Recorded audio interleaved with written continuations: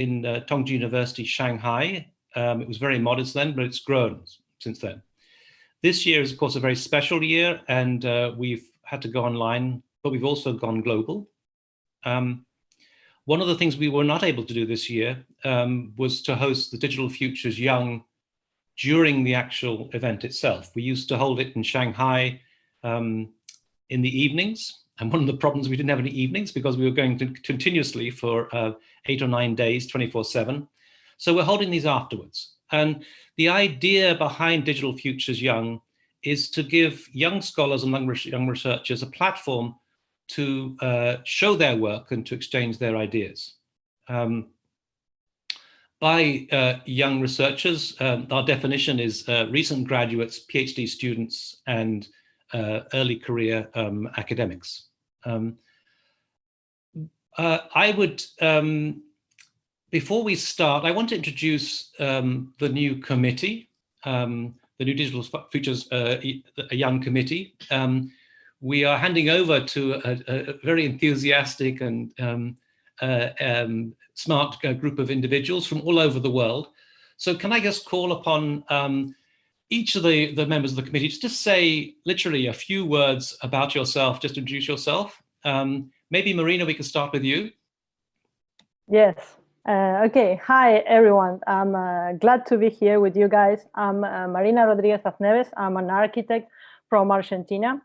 I'm a teacher and a researcher of design and theory in the National and Public University of La Plata. I recently finished my thesis in history and culture in the University Torquato Di Tella. I work in my own office, and I've been interested in artificial intelligence since I won with my partner, Yelena Tugusheva, an international competition in Kaliningrad. So glad to be here, guys. Wow, fantastic. Ahmed's in Cairo, Egypt. Yeah.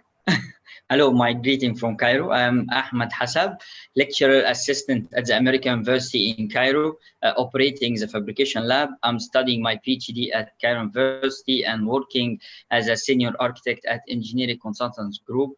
I am really interested in AI, computational design, and digital fabrication. Fabulous. Antonio?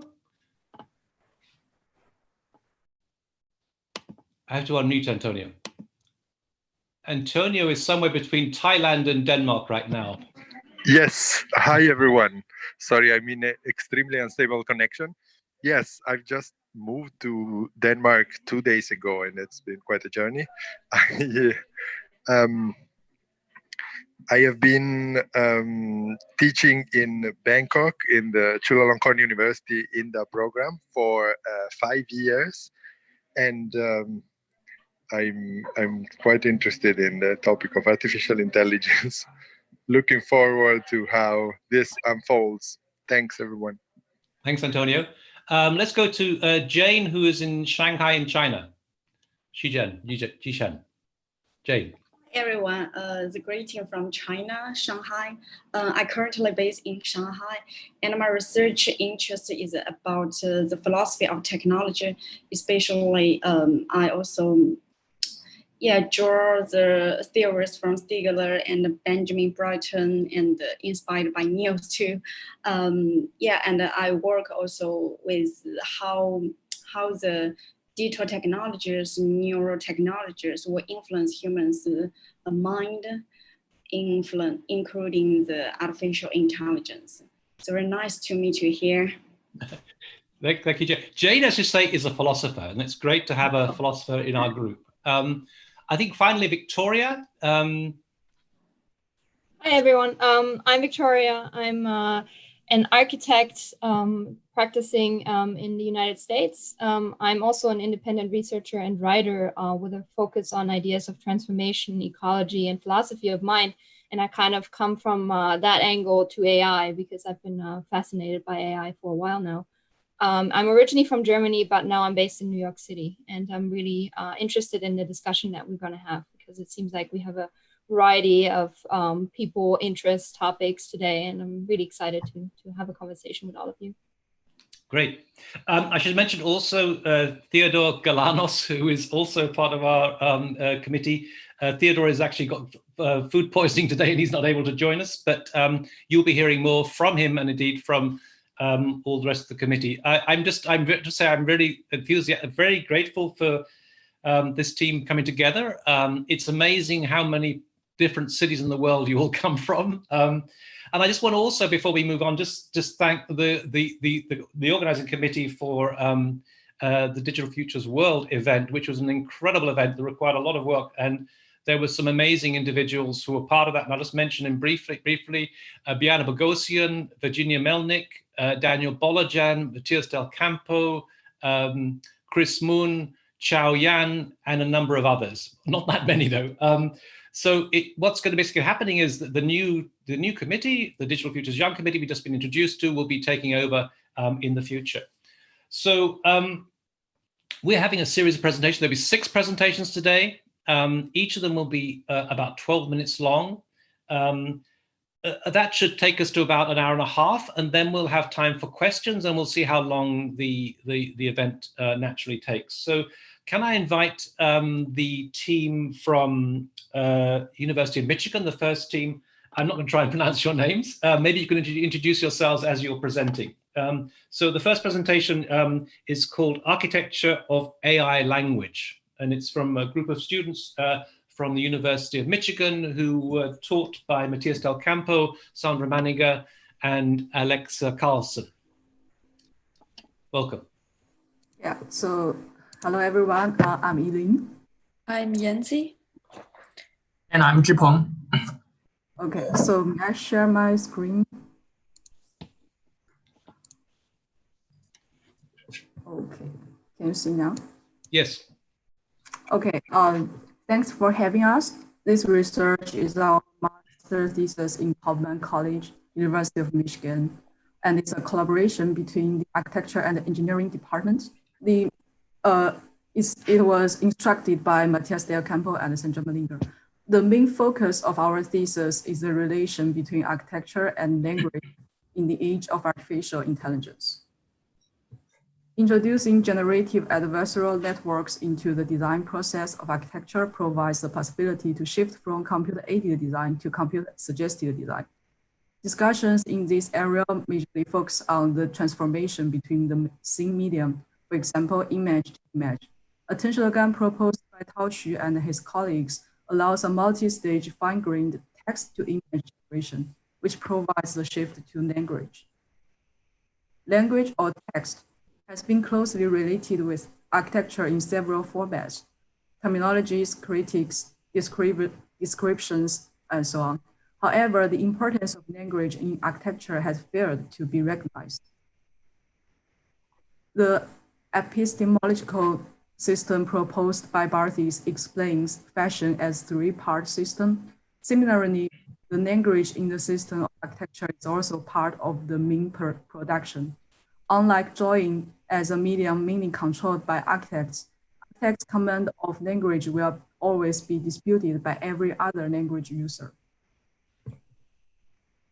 In modern linguistics, language is understood as representations of human cognition. Frame semantics is based on Minsky's frame theory. The frame is defined as a framework for representing knowledge. Notably, the frame as a data structure representing a stereotyped situation contains fixed top levels and lower levels consisting of many terminals, which are usually smaller subframes. Comparably, this frame-subframe structure also demonstrates the underlying logic of drawings in different scales. How can language be applied in the design process in a non-metaphoric way? In this research, we propose a suggestive design system using attentional gun.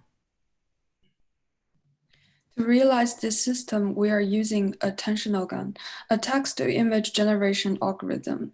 It analyzes training sets to generate images based on the input sentences. When the input sentence changes, the outcome will constantly iterate itself. The training database is Common Object in Context database, which gives the algorithm the capacity to understand most words in common context. We utilize 2 major features of attentional gun. Firstly, each word in the input sentences has a figurable influence on the outcome image. Simultaneously extending the input sentences would result in more stable and complex outcome images. Secondly, each group of images bear a strong resemblance, which can be identified with categorizable representations, for example, shape, texture, color, and geometric structure. Natural language is a system that any narrative can be extended to multiple layers of embedded information. It can describe things scale from large to small, and each word in the sentence can be developed into a more detailed and specific description. And inspired by Minsky's frame theory, this frame-subframe structure is also applicable to the spatial operation, considering the similarity of transition between different scales. Therefore, it is possible to utilize text to embedded information in spatial models at different scales. Future city is constituted by different scales. We apply the design strategy in Xing'an as an experiment. The scale of the design goes from the city block, the building complex, the individual building, and human scale. And next part is urban and architectural design, from large to extra small scale. For the large scale, the input texts are selected from XCD Sustainable Development Goals and XCD Project Brief. Each sentence generates a group of corresponding images. And the color properties of these images, image groups are the fundamental reference to create massing in the 2D to 3D transformation process. This animation shows that we identify the massing generated into different catalogs, like building complexes, landscape, etc. We apply a feature mapping to highlight them. Then we step into medium scale design. We choose this building complex, including landscape in between, to develop. Xing'an is intended to be developed as a city planning paradigm oriented towards the information industry. Therefore, the program of the building complex serves both the city and technical industry. The programs are visit center, information exhibition gallery, and mixed-use high-rising building.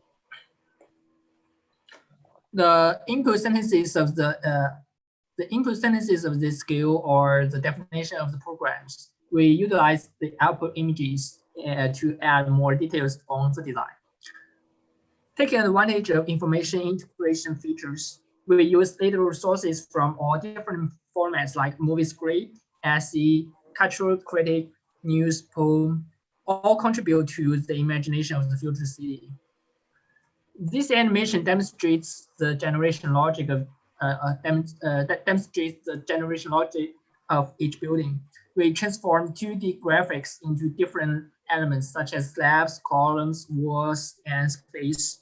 Then we add new envelopes to create building. Then we get the different spatial results according to each program. In the actual small scale, we input sentences describing our design intention to further add detailed architectural elements in human scale. As indicated in these plan drawings, architectural elements are arranged in various densities, corresponding to specific program features, such as exhibition platforms, the central space, or the vertical connection. We will take this building as an example. The approaches are applied to both architecture and landscape. In this process, the interaction between information layers embedded on different scales is articulated and it brings out new spatial results.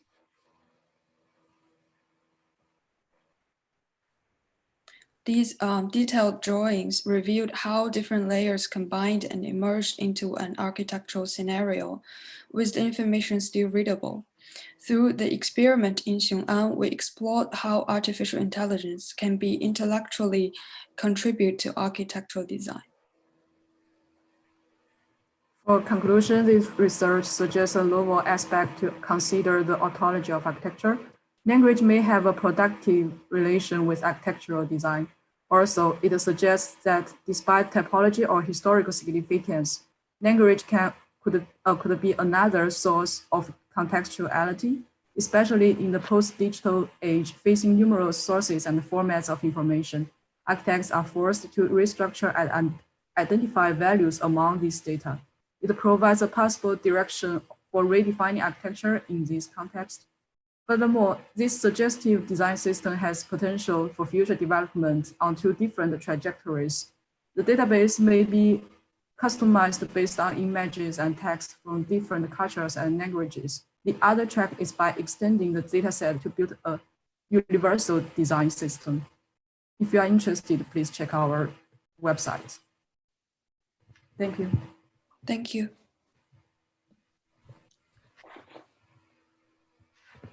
Thank you. That was great. I understood that I was at your review a few months ago, and it's great to see this again. I understand that you won an award for this, right? Or were nominated for an award in Michigan.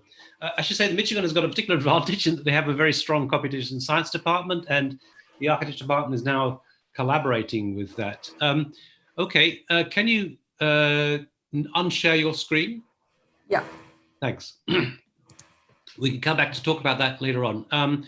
So I want to introduce George Tubella. I should say George was my student at Florida International University, which is another university, one of the few, I think, in the world where we have been focusing on AI. George, well, let me just hand it over to George. I'm hopeless at pronouncing his name in Spanish, Jorge, but George, over to you. How's it going? Thank you, Neil. Let me go ahead and share the screen.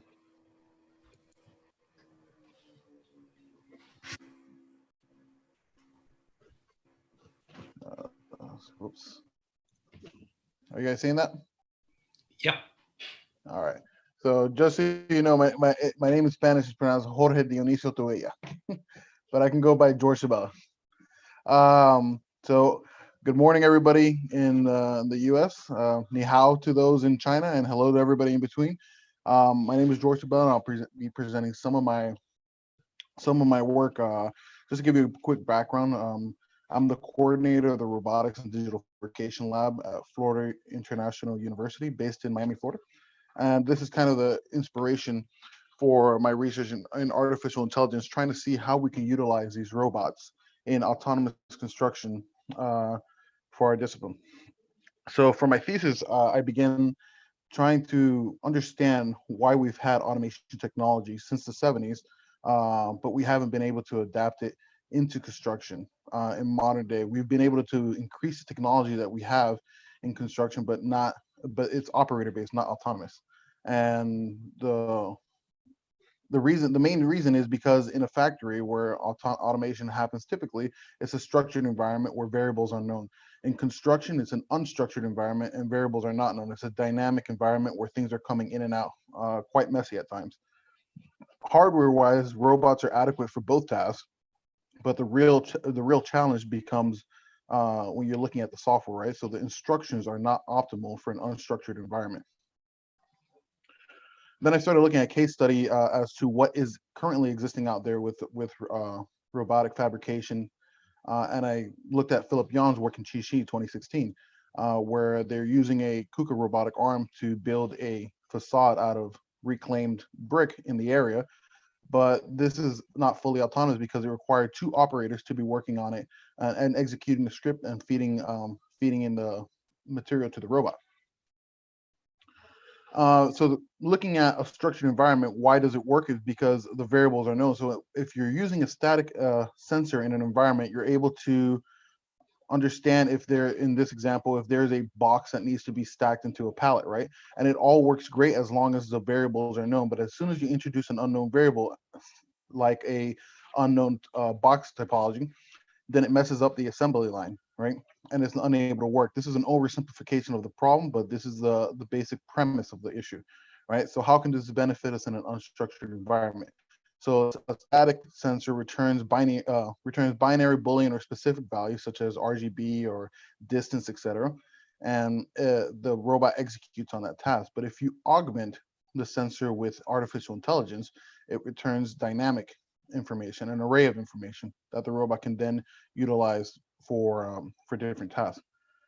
Static is actuating and dynamic is sensing. So looking at the whole range of autonomous construction, there's a lot to deal with. It's a very complicated issue. Some people even see it as a holy grail of robotics, because if you're able to operate a robot in this environment, you're able to utilize those same strategies in a plethora of other environments. Sorry. So these main things that are in these macro categories is dynamic input, feedback with the robot, and an execution of the task.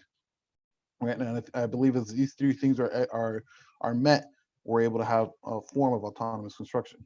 I specifically was focusing for my master's thesis on dynamic input, more so precisely on object detection.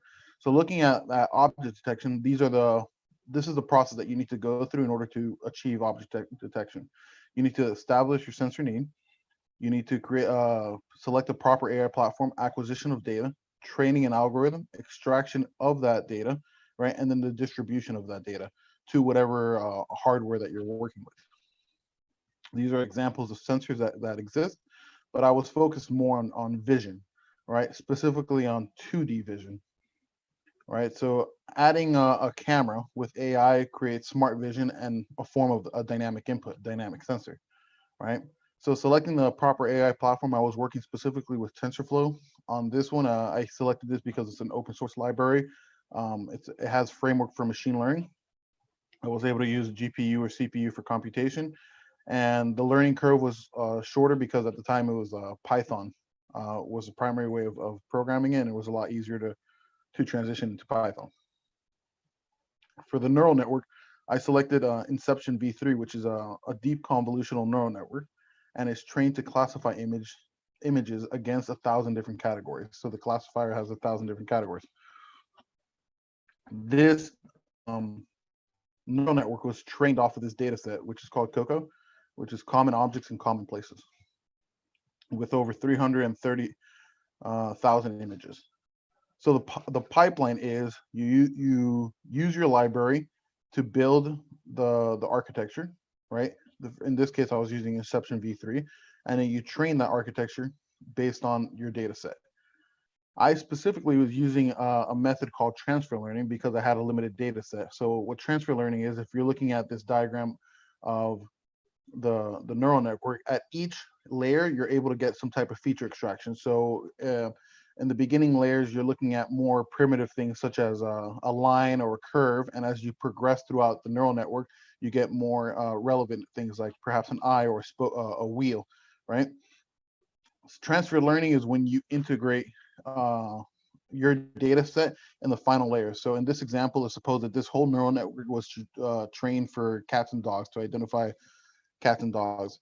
Where I come in is I use my data set and put it in the last layer to be able to train for certain objects, right? And you use this method when you have an abundant source for image classification to do feature extraction, but you have a limited source for your personal data set, which was my case. I created a data set of about 500 images of objects that could commonly be seen on a construction site. And I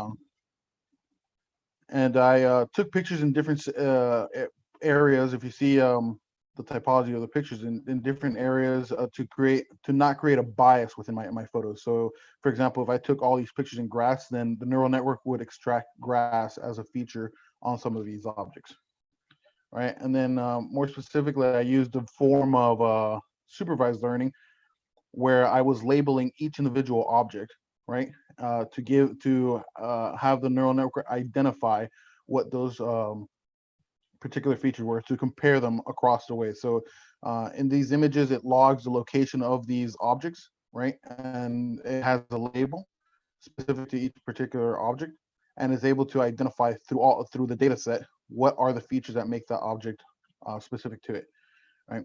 And typically, you want to divide your data set between your training data and your validation data, which is an 80-20 split more or less. And your training data is what the neural network is extracting features from, and it's cross comparing it with your validation data. The results could be seen here. This is a TensorFlow, and although the graph is not optimal because of the small data set that I had, you can see that there is some convergence happening. And ultimately, what I extracted from this was using my desktop camera. I was able to point it at different parts of my office and see that it was picking up the objects that I trained with a high accuracy. In this particular instance, it was picking up the difference between a nail and a screw, and then I was able to extract the center point. So looking at that as a means to an end, once I'm able to extract the center point, then it comes the ideology of how does this data use, how can we make use of this data in the real world, right? So grabbing a camera, a vision Cartesian plane, and using the pixels to rationalize space, and grabbing a work area Cartesian plane, for example, the work envelope of a robot, right? You're able to reconcile the difference and have this mastered Cartesian plane. So you're having a 1-to-1 ratio for a pixel value and a centimeter value in the real world. And the idea behind this is that as the camera scans and picks up items, there is information stored in a database of what these items can be used for. In this example, a screw is used for tasks A and C, and the tools needed are E and H, and the position is X and Y. So the robot is able to use a series of if-else statements to be able to identify how to use these materials and tools in real time. There's also an element of edge detection to be able to identify if certain elements are not stacked correctly, similar to this brick wall with the bricks stacked incorrectly, and the result would be to reinstall the bricks. And then this distribution of data is what's key to how to utilize the artificial intelligence within the system. So you have your vision sensor that's picking up these data. It's stored information about what these objects can do, material or tool, right? It takes that information and passes it to a robot controller, which then assesses what the optimal path is and passes those instructions to the robot to execute the task. And in an unstructured environment, this is similar to how it would work. You would have on the bottom left, you would have your materials with this data, and on the bottom right, you see the data of tools available as end effectors to the robot. And this is an example of a wall construction and how it could work. So you have these tools available and these materials: a block, a gripper, and a concrete extruder. And that could be what creates the version of a concrete wall. Afterwards, the robot would understand that task is complete with its edge detection and switch over to installing furrings using a power drill and screw, gripper, etc., right? And so forth until the drywall is installed and the basic wall construction is complete, right?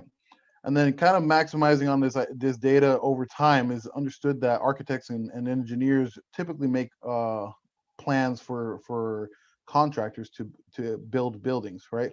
But utilizing this method and current technology such as digital twins and stuff like that, in the future, we would be able to just generate immediate G code or instructions for the robot and have that sent directly to robots for construction.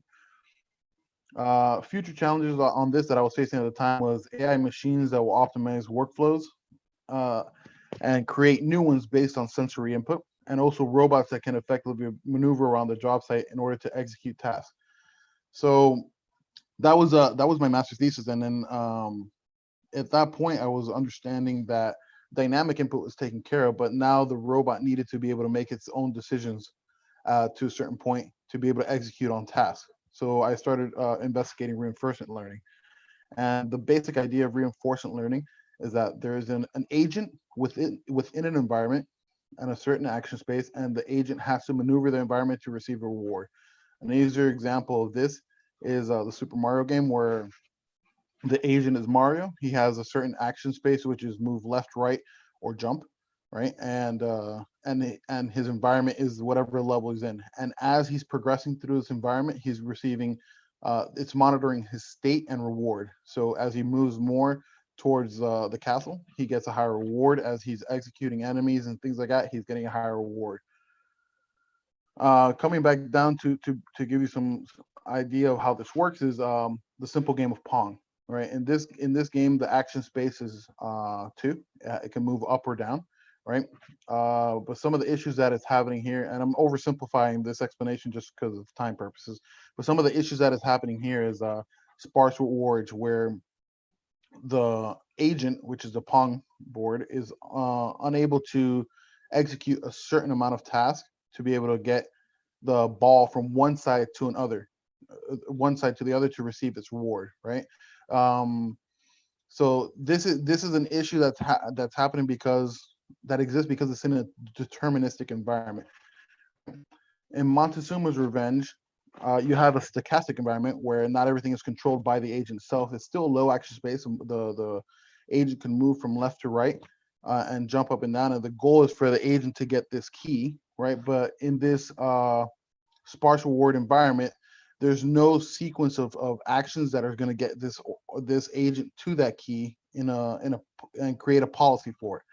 So there's a form called reward shaping, right, which allows the AI programmer to be able to shape the reward in order to get the character to the key quicker, right? But this creates another issue because it's you can create an overfitting issue where the agent is now maximizing on a policy to get the most reward. For example, jumping over the skull might get him the most reward instead of getting the key, so it's overfitting in that thing, and it's not scalable because it would require domain expertise in any realm that you program it for this to happen. So I started looking at OpenAI Gym's infrastructure. These they're more noticeable for Dota 5 and programming artificial intelligence to beat people in this game.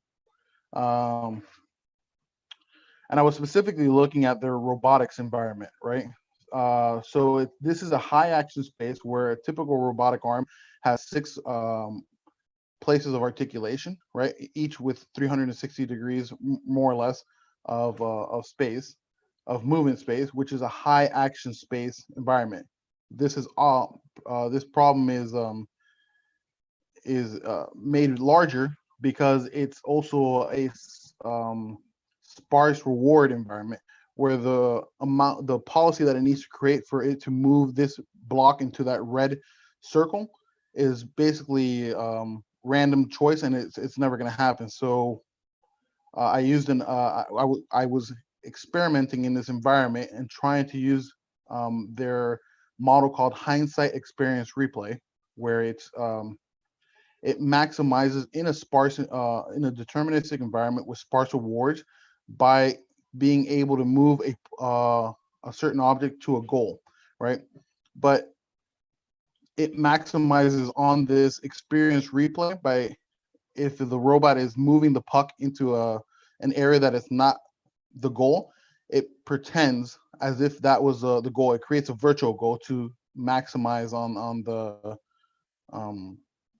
the output, on the policy, right? And I chose this model specifically because at the end of their research paper, they were able to transfer this learning into a robot in real time. So the idea behind this research is that I'll be able to teach a robot to make this reinforcement learning method and transfer it into real time in real life with a pretty good success rate in order to have the robot execute these tasks. And I wrote a short paper on this, which if you guys if you want, Neil, at the end, I can give it to you so you can send it out on my experience from learning how to do it and on all the explanation on how the system works. And then from future research for myself, it's having this dynamic input element and this reinforcement learning element and combining them together to have some form of autonomous construction. Thank you. Yeah, George, we should, if you could send the paper to me, I can put it on the Discord channel. Just for anyone to we have a Discord channel where you're invited to come and join us, where there are a number of debates going on. So, okay, that was, thank you, George. That's great to see a different approach towards the use of AI than GANs and so on. So just, I want to also mention that at FIU, where George is studying, we're launching a DDes, which is going to be a minimal residency two-year Doctorate of Design, which has only just been approved, and it will be announced next week. Okay, that was great. let's move on to Alessandro. In Bologna, I'm assuming, Alessandro, you must be a student of Alessio Arioli. Esatto, perfetto, esattamente lui, il mio relatore. My supervisor was Alessio Arioli, and I'm Alessandro Mintrone, and this is cognitive assemblages. And this is a research. Okay, I beg your pardon, I didn't share the screen. Okay, I had some problem. Do you see the screen? Do you see the screen? Okay, I'm assuming you are seeing the screen. So I'm Alessandro Mintrone, and this is Alessandro. Oh, yeah. It says strange. Alessandro has started sharing. Oh, okay, got it. Good. Thank you. Okay, it's a bit late. I mean, it's a bit slow, but I am assuming you are all seeing the screen. And this is cognitive assemblages, a research project that starts from a simple question. That is, if it is possible to insert into distributed network of decisions of the design process sufficiently complex non-human cognitions capable of claiming part of the authorship, and if this subject made of human and non-human cognitions can be able to imagine something that can be called architecture. And in order to do so, we have to deal with complex tools that need us to redefine the very concept of what a tool is. In particular, we have to deal with tools that are more complex, that have their own subjectivity, that can hint to direction and orientations, and that can bring novelty and something unexpected, not present from the beginning. Opposite to tools that in the previous idea of tools that are just the reflection of the idea of the author, that are just a mean that is needed to bring some abstract preconcept into reality. For this reason, I'm exploiting two qualities of artificial neural networks. In particular, their ability to move forward from the landscape of linear relationship into the realm of non-linear relationship, no real correlation between inputs and outputs, and in particular their ability to structure the knowledge that they gain, and in a vector space representation of this knowledge, in which concepts are no more discrete, are no more territorialized in specific points with specific envelopes, but are more continuous representation inside the landscape of possibilities. And if you want to structure such a complex cognition, of course, you need the relationship with the environment. This relationship is key. So you have to structure this environment properly. And I found that if you use a discretized representation of space, it's pretty useful. So I implemented wave function collapse algorithm. That is a constraint solving algorithm, pretty famous among the video game industry. And this is an algorithm that places in a predetermined grid elements from a set of discrete tiles according to adjacency constraints. And at every iteration, the algorithm evaluates an entropy function that determines the degree of uncertainty about how many tiles can be placed in a specific point.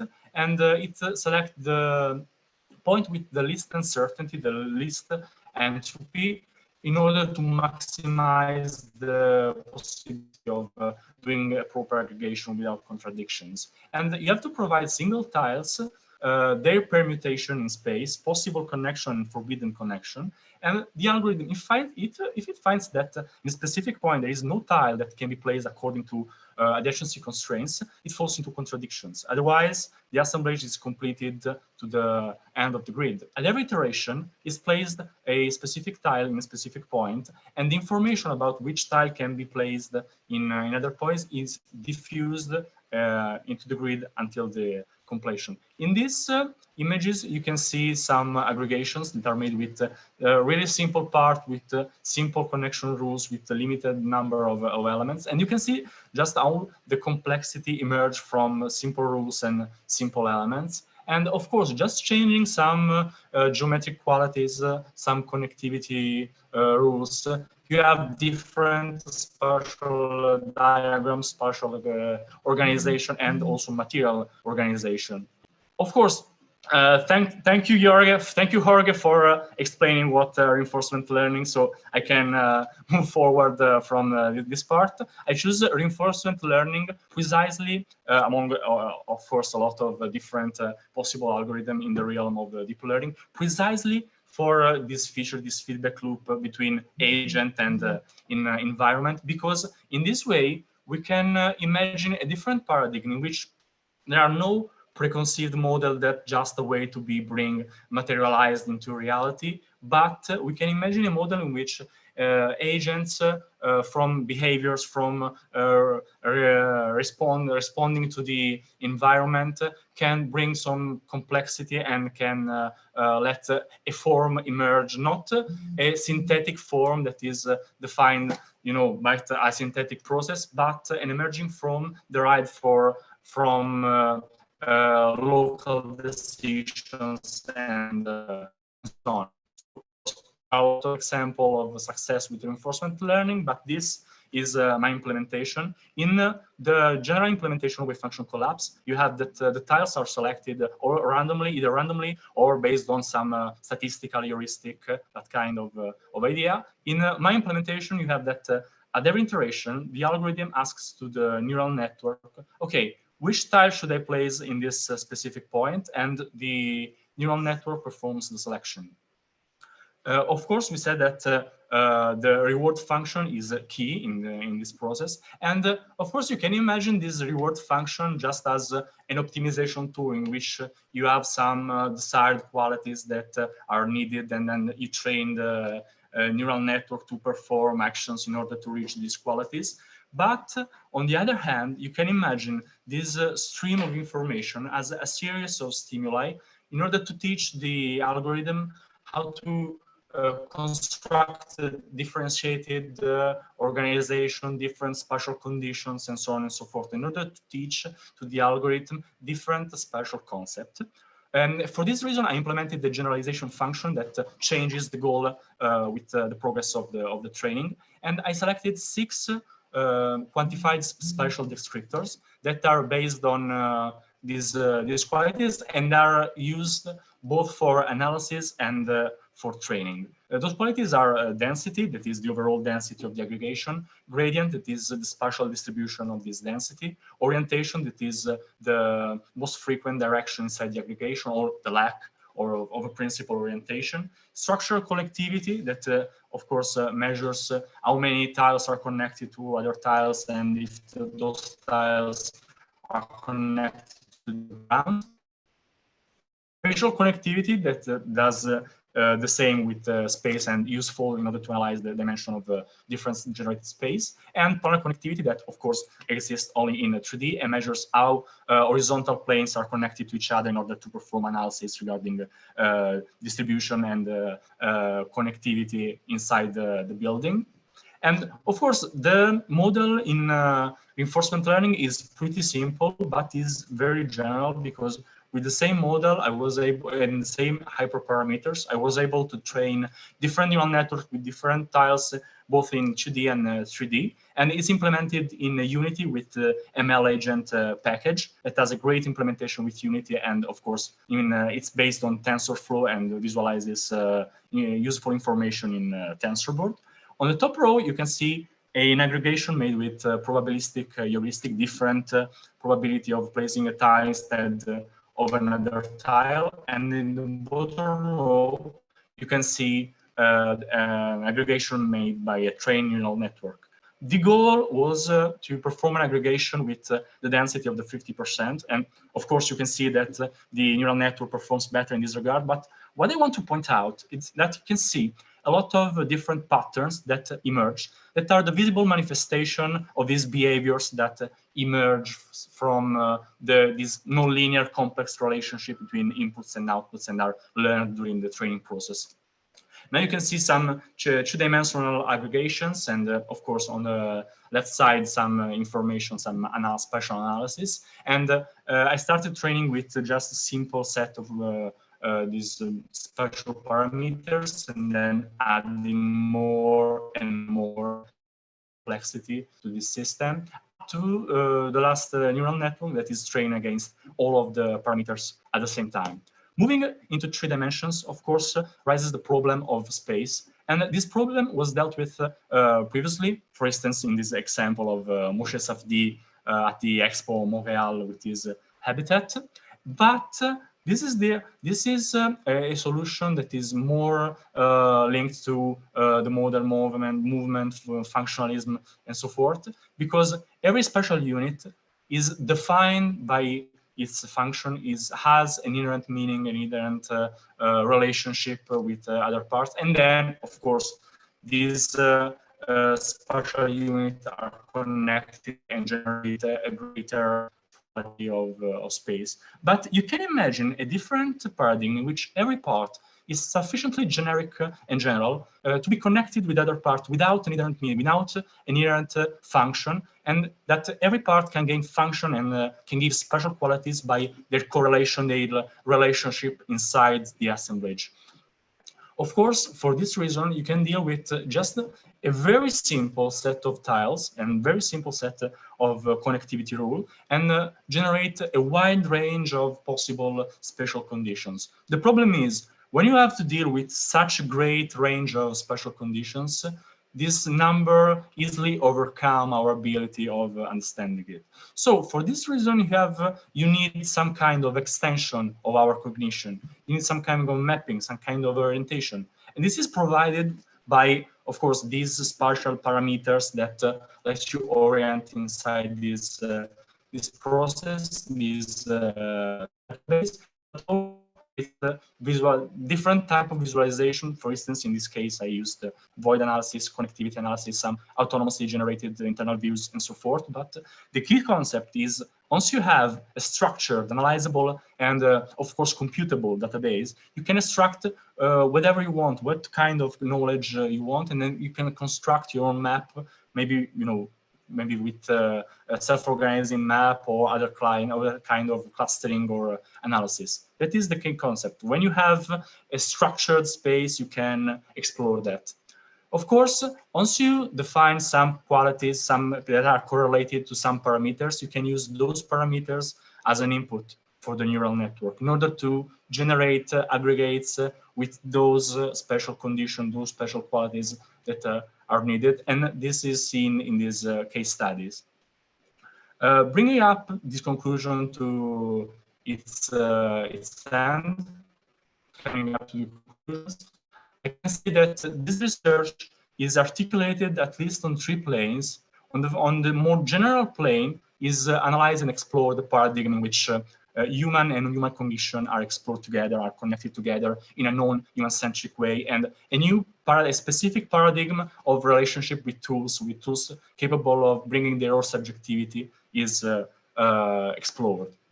On a more operational plane, of course, it's proved that it's possible to train a neural network in order to perform this aggregation of discrete elements, and using spatial descriptors, quantified spatial descriptors, is possible both to analyze this range of possibilities and to steer, of course, the special qualities of these aggregations. And on a more architectural and specific plane, of course, it's shown that selecting and exploring a specific set of that are both discrete and prefabricated is possible precisely within this entanglement between human and machinic cognition, expanding the borders of both intelligences, constructing spaces, places, and whatever we can call architecture. Thank you.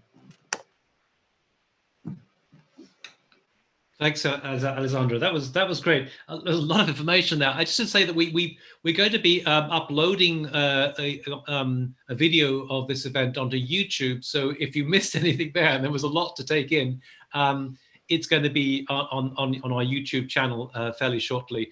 Just to say also, if there is, just to mention also the Discord channel. If you go to the Digital Futures World site, you'll be able to click on a Discord where we're having a kind of conversation among us about AI and other aspects of the digital. So I can share the link to my thesis if you want. Okay, sure. Do you want to put it on the Discord thing? That may be easiest. Are you on Discord? Okay. Great, fantastic. Great. So Alejandro, Alejandro, I should say, was the reason I mentioned Alessio Arioli is that he's one of the team that was teaching in Digital Futures in Shanghai a couple of years ago. I should also mention Jorge Tubella was a student who came to all the way to Shanghai to go and study in Digital Futures. And our next presenter actually is from Tongji University, Shanghai, although now he's at MIT Media Lab. So I'd like to welcome Ryan. Hi, thank you so much, Neil, for inviting me. Let me share my screen. Yes, go ahead.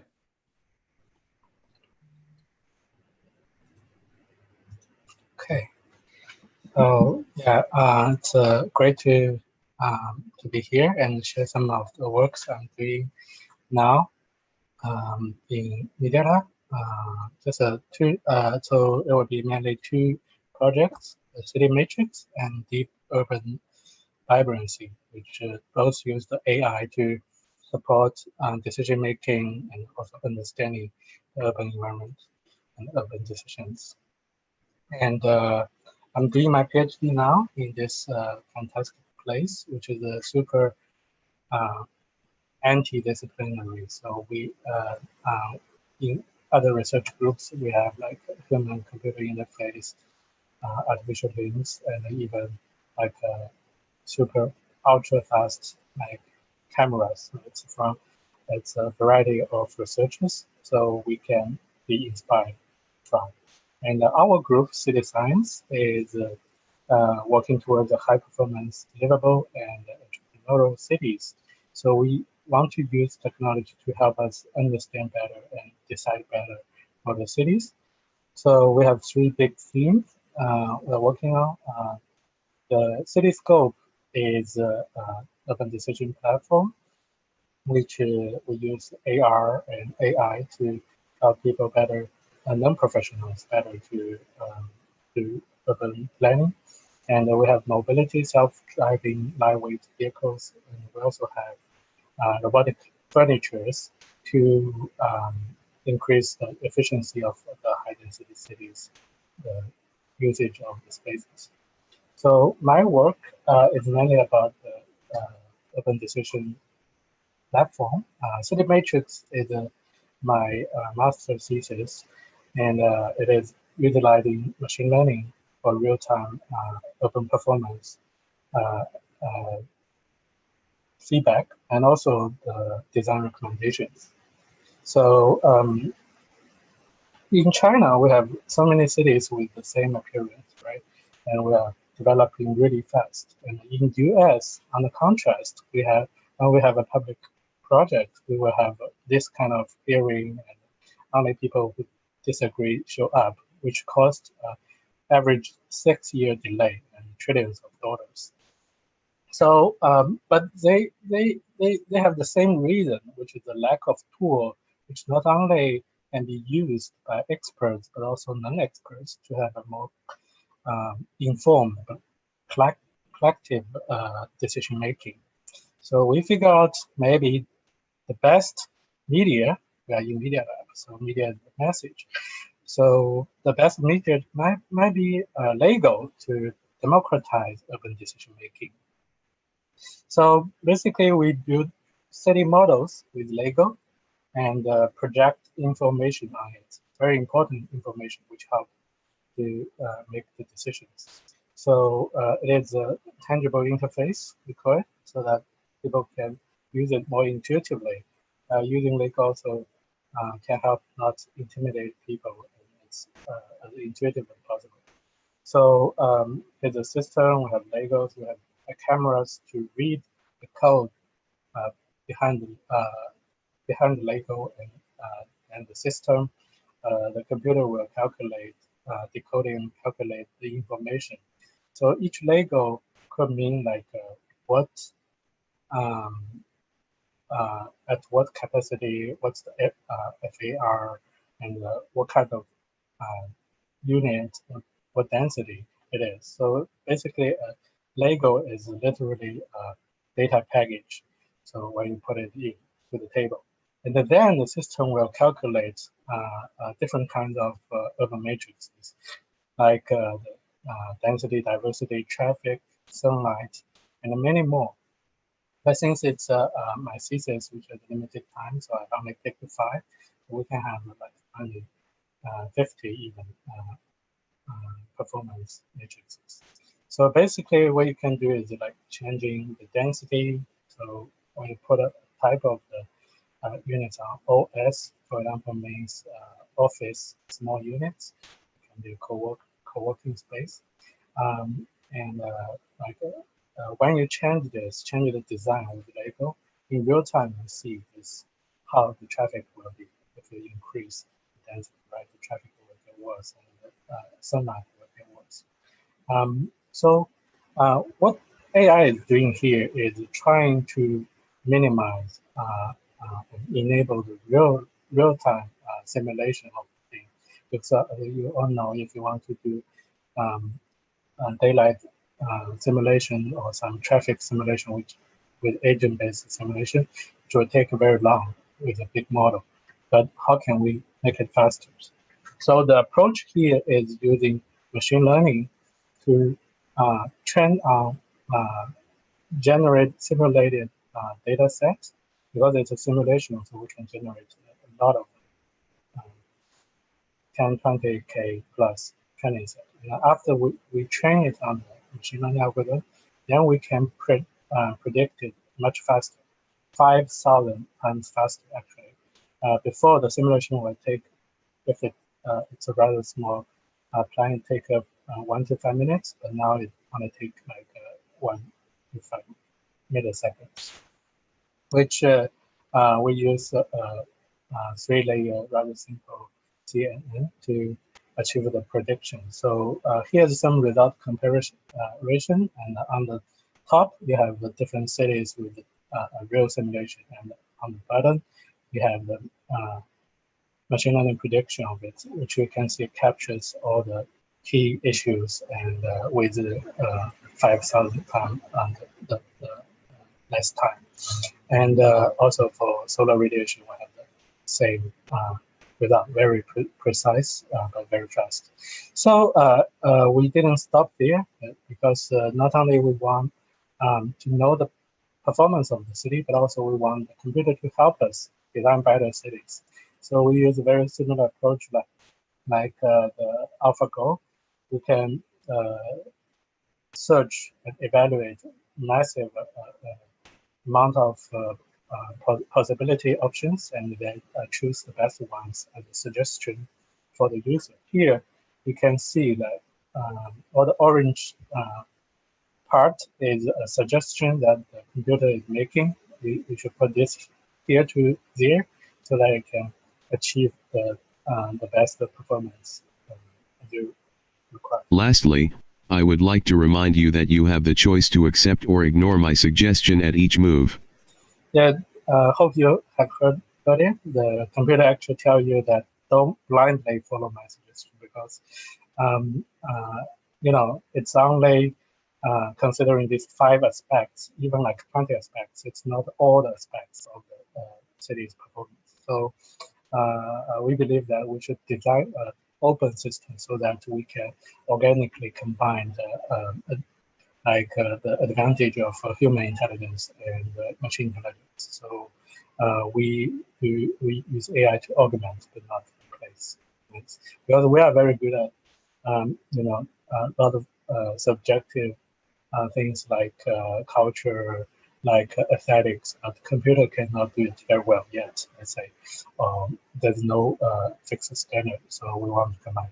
And with the evaluation of user tests, we find that suggestion, the AI suggestion really help people to make decisions faster and better, and they also said that they learned something from AI by doing so, which is a very interesting finding.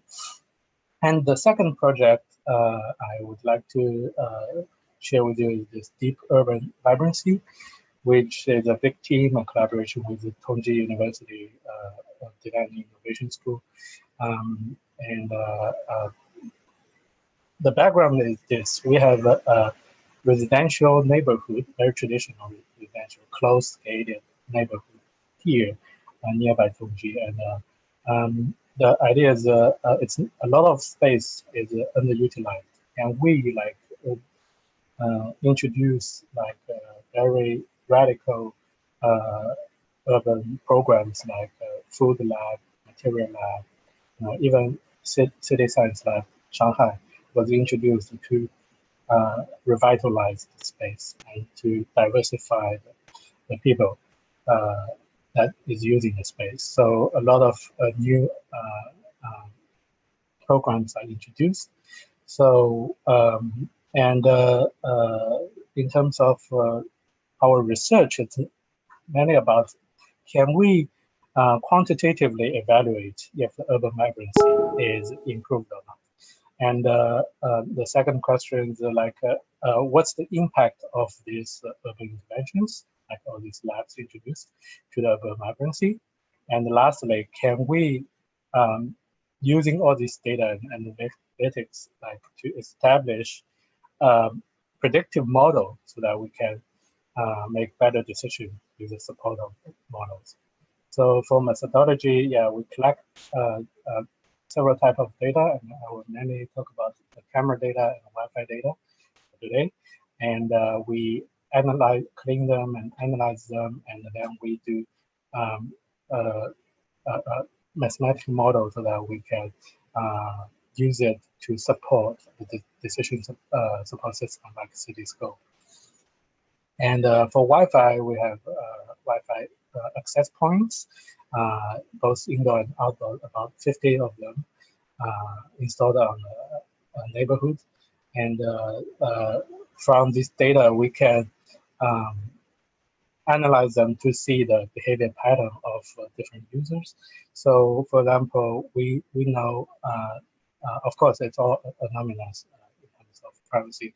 And we know some of the device appear there is more in the nighttime instead of the daytime. So we can categorize them into different profiles.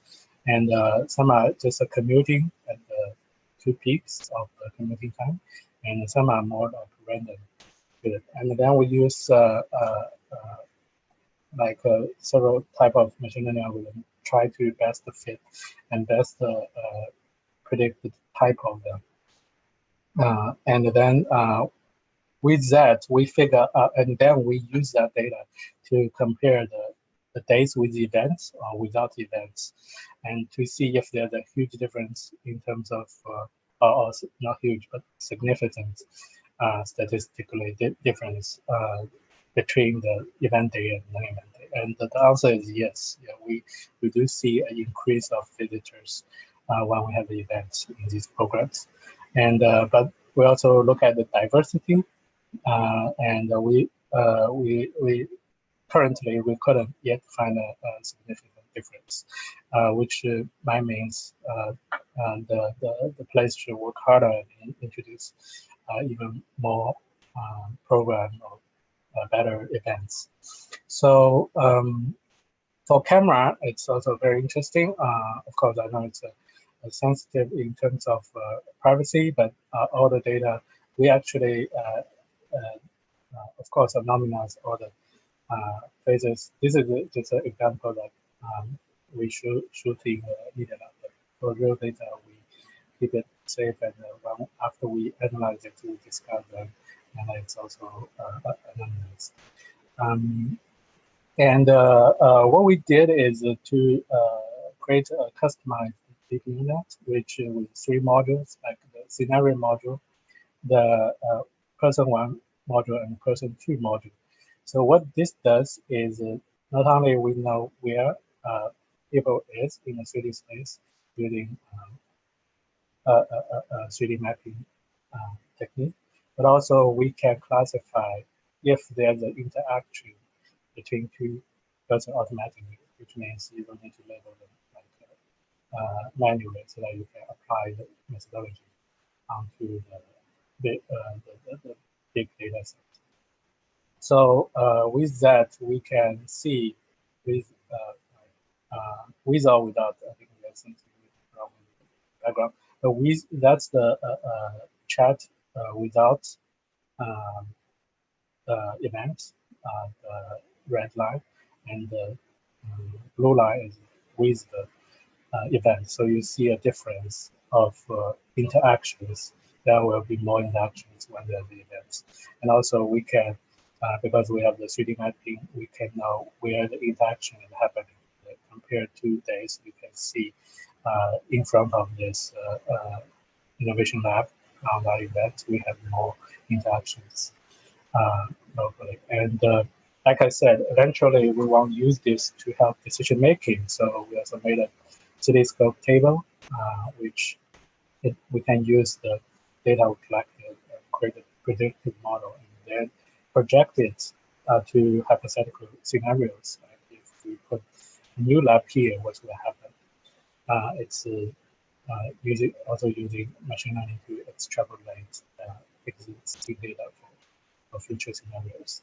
So yeah, so we wish that with all these tools, we can make better decisions, more informed decisions for planning. Yeah, that's basically it. Thank you very much. Thanks. That was great. I've got a question for you, but I'll get saved till afterwards. Just to say, in terms of questions, this has been live streamed on YouTube and Bilibili. Maybe one of the team can collect some of the questions so that we can address them here. Okay, that was great. Thank you. So let's move on to Chien-hua. I hope I pronounced that name properly. Who is in Vienna? Are you a student from the Angewandte or elsewhere? Yeah, I just graduated from Greg Studio at the Angewandte Vienna. Okay, great. So I will start share my screen now. Sure.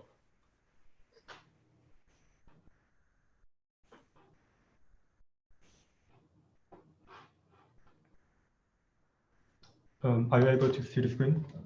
Yes. Okay, great. So hello everyone, I'm Chien-hua. I'm just recently graduated from Greg Studio.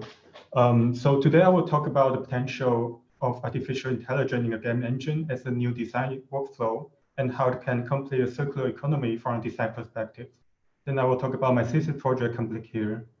Firstly, a brief intro of AI in game environment, which is here reinforcement learning I use for the project. So thank you, Jorge and Alessandro to introduce reinforcement learning in the previous presentation. So I'll be brief here. Reinforcement learning as part of machine learning that is based on policy and reward system, so it can be trained. It can train the AI to develop methods to avoid mistake and to reach certain goals. The recent development of reinforcement learning has reached a level where AI can invent and design based on how we evaluate. The advantage of reinforcement learning is that it does not require a presumption of input and output pair. ML agent shown here, for example, as the open source platform that uses games and simulation to serve as an environment for training intelligent agents. With those intelligent agents, we can now apply different characteristics to each agent and test how they interact and cooperate. Each agent can represent different things. Here they can represent different geometry, material, functions, and etc. With those intelligent agents, with the capacity to deal with massive data set and intelligent agent, the engine can process them simultaneously and potentially find a method to assemble all different geometries and all different materials. We can soon come back to fully use the heuristic search method here through reinforcement learning. And with this new capacity, we can again take the advantage of the computation power and use machine learning to rethink design workflow and inaugurate a material-informed design method where each input of material can be different. So Reform Standard is my architectural thesis project that I completed this year in Greg Studio at the Angewandte. It is a machine learning-driven searching process that designs new structure generated from existing wasted material.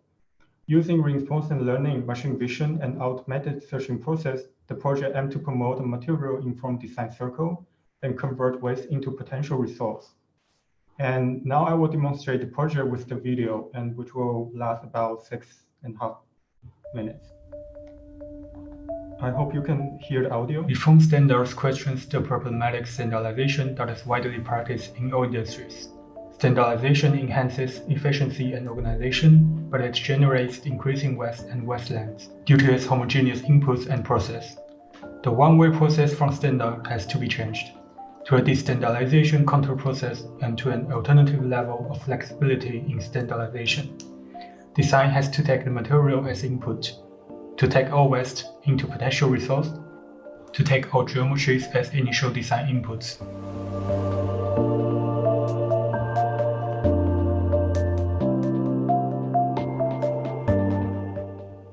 The program takes inputs of scan geometry, boundary, and design priority definition into the engine for reinforcement learning searching and generates a shell with construction guidance of each fragment and construction sequences.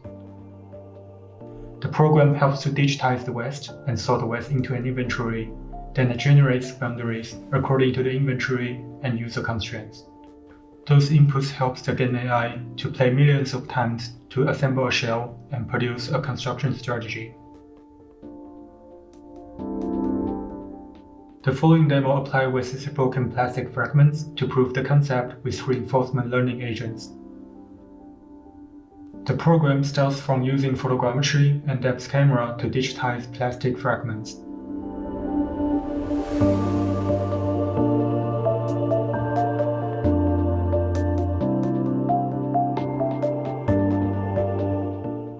After the scanning process, all digital models are analyzed and sorted for future process and sequence of placement.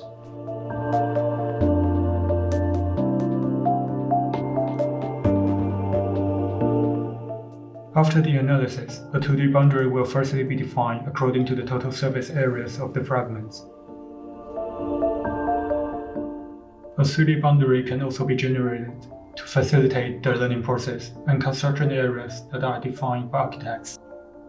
In the learning part, a GAN environment is developed with machine learning algorithms. In the past, reinforcement learning is mostly applied in GAN engine to train an AI to solve a task. We no longer need to search and compile a methodology. Rather, we can now state the goals we want and use reinforcement learning to search for methodologies. What we need then is a GAN engine that the player can control and AI can take over. So a GAN system is developed to assemble the fragments in a defined sequence. In the GAN environment, a player can firstly control the fragment by moving in 3 axes, rotating, and finally placing if it can be properly assembled. Then the reinforcement learning AI can take over and try to play like a human player, and can speed up and play in multiple sets and numbers to achieve the most rewards. With curriculum learning, the agent learns to build a shell step by step, with the vision from the fragment itself to find the assembly point, then to build higher with side camera, and with the top camera to make AI build larger spans. Finally, it achieves the shell-like structure with Karamba structural analysis in real time. The AI will easily win over human players to achieve certain goals and get higher rewards. And with priority setting, the engine can apply multiple ways of observation and vision in real time. The observation of AI allows more machine vision to understand the context and react. Here it receives different lighting conditions to get a variety of shade. Height detection to get the desired height.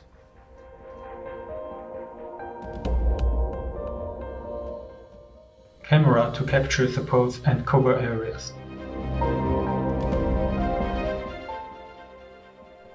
Karamba analysis to check the stability as a way to find new patterns of structures and optimize.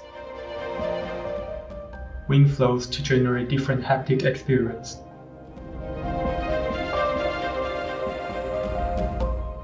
Symmetry observation to define regularity.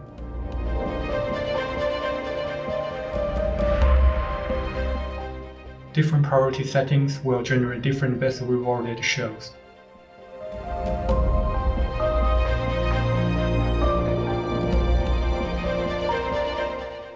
Finally, users can choose the best show from a selection of top-ranked results. During the process, users can always edit additional fragments, and the program will step back to the sorting algorithm and resequence the inventory and reassemble the show with new dataset.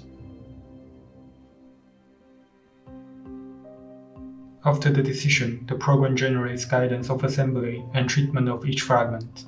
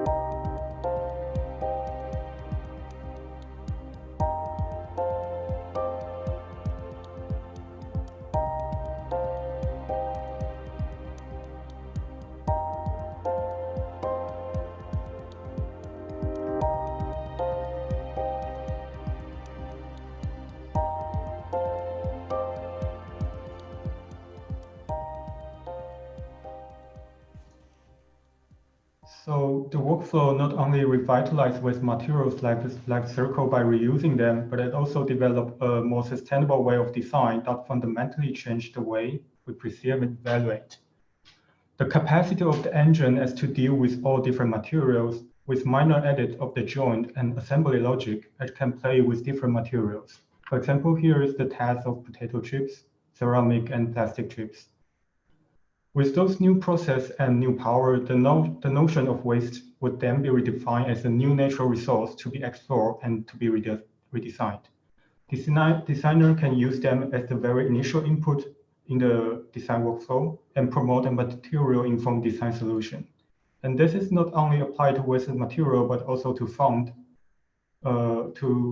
random material or natural material that has difficulty to standardize. Essentially, it's trying to be able to cut out the process of standardization. On the other spectrum, the new design workflow is to cooperate with the new capacity of robotic assembly, where with the control of robotic arm that is more accessible directly to designer nowadays, the complex assemblage of random materials are feasible and more efficient, where in the past it's almost impossible for manual labor. Eventually, to conclusion, reinforcement learning here not only provides the potential to an alternative design workflow, but also acquire a further exploration and integration of robotic construction mechanics that work with design idea and design workflow, and hopefully promote a machine-oriented aesthetic that match with human need and human aesthetic. Thank you.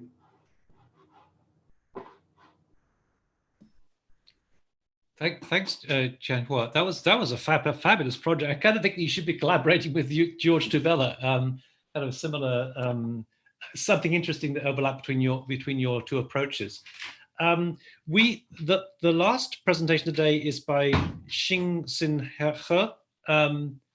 Now, earlier on, this student hadn't registered. Are you there, Xingxin? Yeah, I'm here. Great. Where is here? Okay, great. Whereabouts is here? Where are you exactly? I am right now. I'm in Milan, in Italy. It's called Xingxin He, whatever. Okay. And you studied where?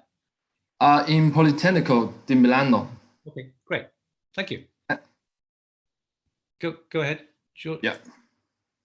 By the way, Neil, when I was intern in Colorati Associati, like curate the Shenzhen Biennale, I invite you for an article, and later you delete me. What? I delete you? No, I didn't. Yeah, you deleted me in WeChat. That must be a mistake on WeChat. Yeah. I'm sorry. I'm sorry. I didn't mean to do that. Okay, go ahead. Sorry. Yeah, I'll maybe be compact because I'm the last one and this lasts for like an hour. So my name is Xingxin. I'm a graduate student in Politecnico di Milano, and this is my master thesis in developing. And so when I confronted this the research motivation, I was thinking like, is there any way that I can apply the machine learning, so-called AI, in the AEC industry? Because right now, the research and development in the like style transferring and plan generation, there are lots of outputs and work. So I was thinking like maybe we can do something on the optimization and prediction, because this is maybe one of the area like less people will focus. So I proposed to integrate the generative design and with machine learning and into a complex structural system optimization. So the question before the research is that how could I implement and integrate these two kinds of machine intelligence to make them like implement the current workflow in the architectural design and also in the industry. So first, I may need to like some introduce some background here. Most today we talk about AI, and we mostly talk about the artificial narrow intelligence, but AI, this word may somehow make people to think about the artificial general intelligence. So the first case, narrow intelligence, is somehow changed the paradigm of the programming language from rules to data, and somehow to collect the data to make the rules. So that's the training model. So the algorithm of the machine learning and also the deep learning, for example, the LSMT algorithm is originated in like last century. But why it pops out in this century and recent years? And there's some like three bottlenecks of the machine learning. So these kind of three bottlenecks I would try to like tackle. Basically, I can only tackle the second one, the data sets, because the first and third would maybe some an issue for the expert of machine learning algorithm engineer. Why in the beginning I address the human level general intelligence is kind of tricky problem, is that if we expect something too much on a specific entity like intelligence, it may lure the investor or some other people. And these precedents also brings out the, let's call the AI winter to the industry. So that's why I like more fond of like develop my research on the practical and more applicable area. So talking about deep learning, I will like state this kind of like map out the paper to a flat paper. So if we're talking about the context in the architecture, if we given a surface of the surface, we want to predict the z value of the surface. So from the input, we can have x and y, and output z, and from put the data, feed the data in the neural networks, and the networks will have the predict values. So in the right, you can see the comparison between the real surface and the predicted surface. So in terms of general design, I think this is another area like contains lots of pitfall. So people mostly think like general design is like generate and evaluate and then evolve. Then we have perfect design outcome, and somehow that is not the case. For example, from this image, you can see there are lots of design options, but I would say not there are design options. They're only the optimization options. Because if you want to have different kinds of shared appearance, you may recode the background of this project. So we are not talking about general design, but somehow we talk about the genetic algorithm behind of this subject. So a genetic algorithm is somehow like you have the first pool of the born child, and then you select the optimal selection, then you have the optimal outputs. So this is the simple version of the explanation. So the goal of this research is somehow like first be practical and applicable, and also to develop a kind of workflow and which can apply to the industry, and maybe also the 3D printing and also the robotic fabrication. So I would use the supervised learning in this case. So here we were given like a job to, this is like a simple word structure, and we try to have an optimization of the output, like the displacement weight and utilization percentage. And that is the process for, and you can see the optimal outcome was shown in here. So, and using this kind of data, we somehow like to, could we use this kind of data, because general algorithm is good at producing this kind of data, and if we could utilize it. So the first step for this kind of method is to feature engineering, like to transfer the coordinates into the space index of the volume. And then we have like weight and displacement utility and this kind of thing. And then given this example, we can somehow we try to predict the structural performance of the structure.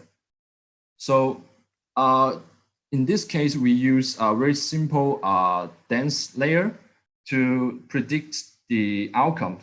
And to remember, this only 2,500 data sets, but you can see, for example, the weight, you can see like a linear proportion here is that X is the true value and Y is the predicted value. And if we like step further, and we're not taking to batches of the structure, we given like 220 bars of the structure, and each bar you can have 4 types of bars. So given this data set, you have like 4 times 220, that's a lot. But using the genetic algorithm, you can have the optimal like outputs very quickly. And so this is another example, is that to deploy to like this kind of data. And in this neural network, I use the embedding and LSTM algorithm. They are used a lot in the natural language processing, but I somehow find this similarity between the natural language processing and the data set of the given structure. And we can see here is the array of the design options. And if we map this kind of option to the 3 data, and you can see here the weight predict is very optimal. They're in the like linear proportion. But these two, because we have the limits data set of it. So in this workflow, I try to prove that if we modeling in a parametric way and also integrate the data set in the AEC industry, somehow we can find out and deploy much more information of it. So the next step, because the research is ongoing, and so right now is just the inputs of the structural elements and options to predict output of the structural performance. And if we collect more data, could we, like, given the structural performance, to predict the design options? So this is something similar to the multi-classification.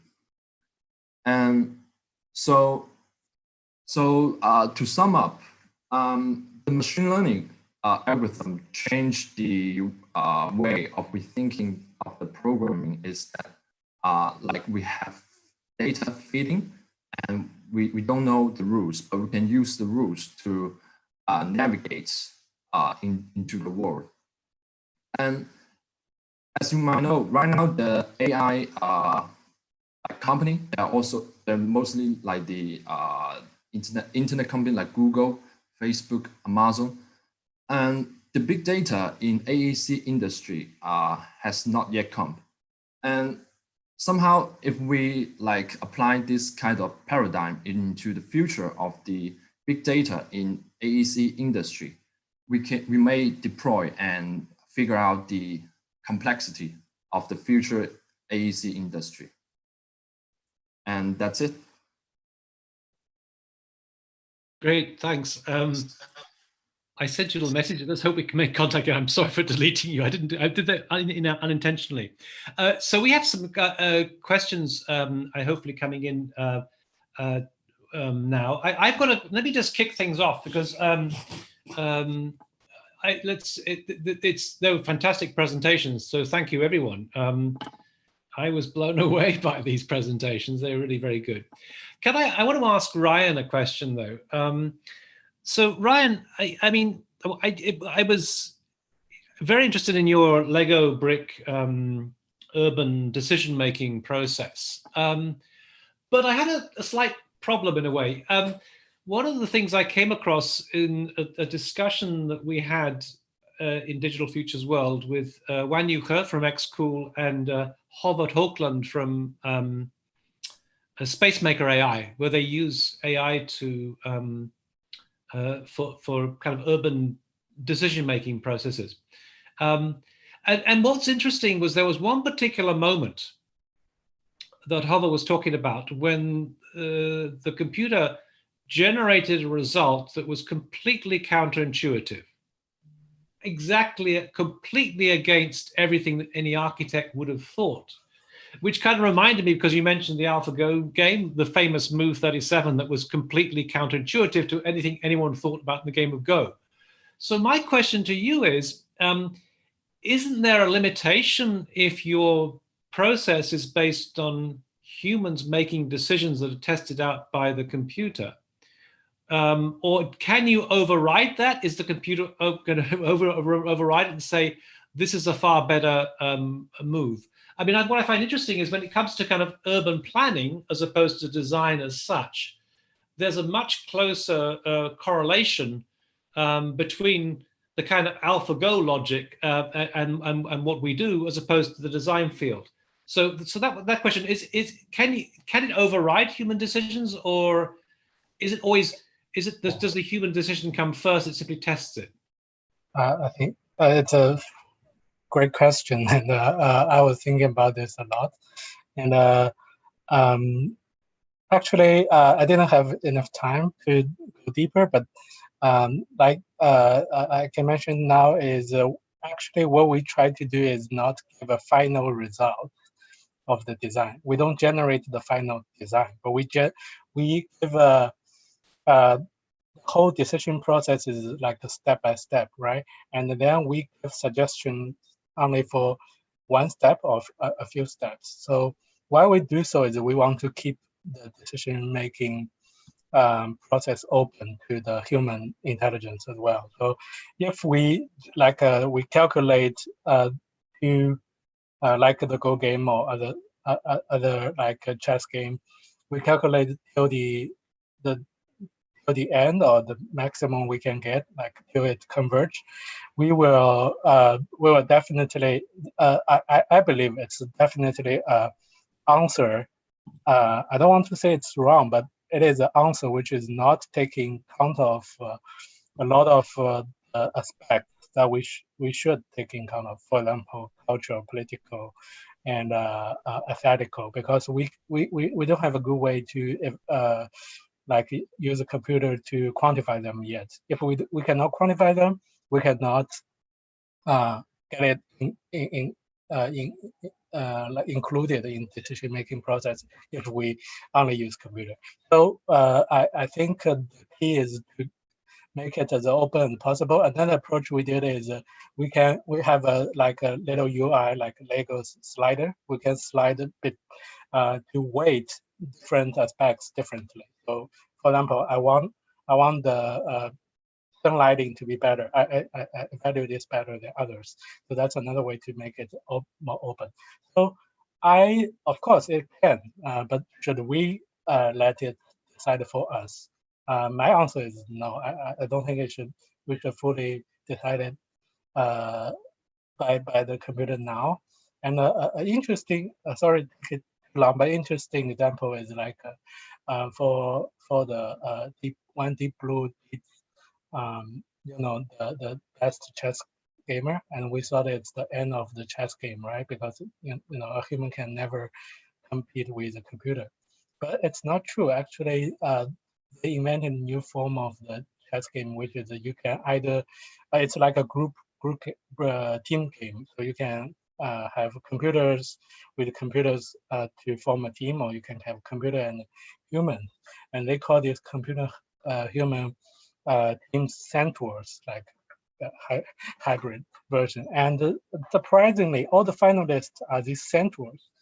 None of the pure human or pure computer team can win the final games. What this tells us is exactly that until we have like a fully general strong AI, we should always have human incorporated in decision-making process, because the computer can just not think about all of these things yet. And that's my opinion. Okay, I accept the fact that I think that using AI as a kind of prosthesis, that extended intelligence is something that's really probably the most powerful option we have at the moment. But my concern is really whether humans would even recognize the genius of certain moves made by the computer. I mean, there was a comment that I think that Alan Turing made years ago. He was speculating about something, and the question was, he was kind of saying, well, yes, I think that computers could produce sonnets. They could write sonnets.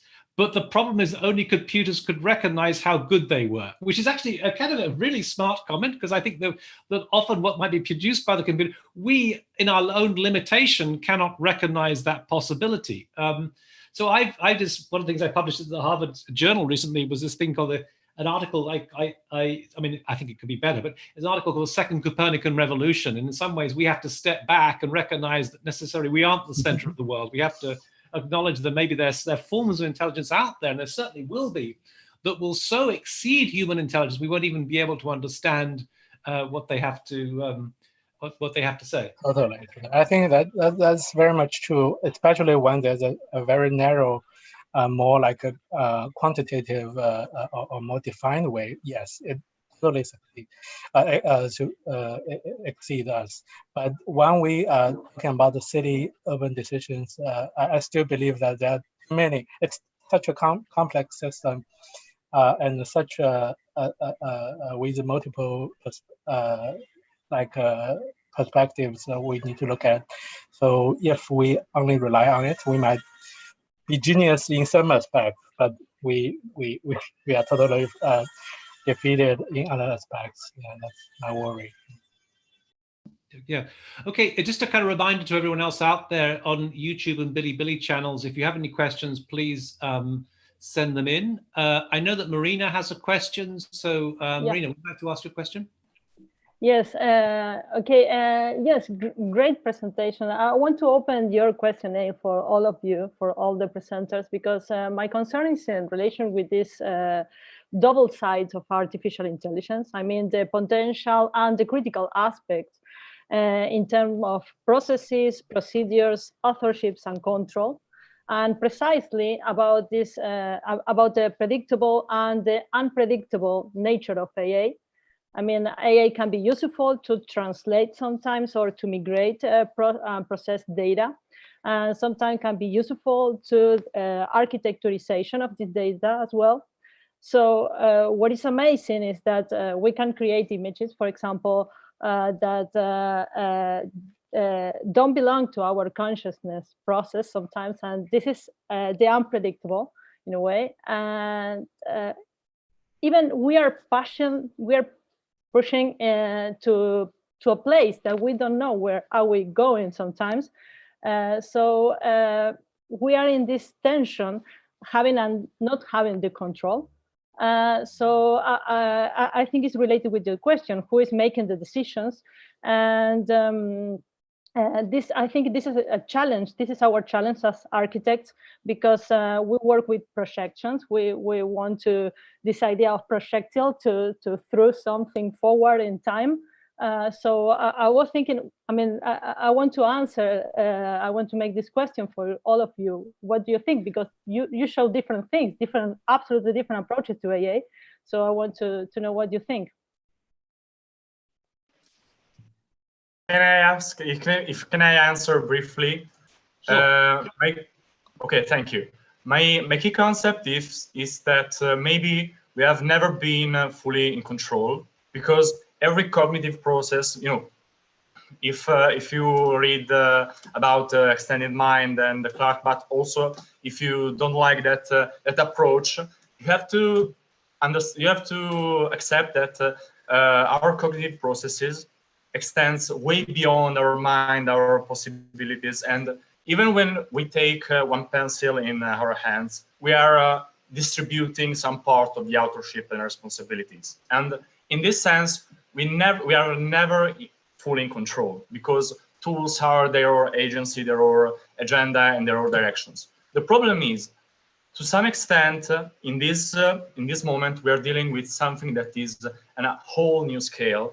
And of course, we have to acknowledge that quantity brings quality, and this is the key concept in this sense.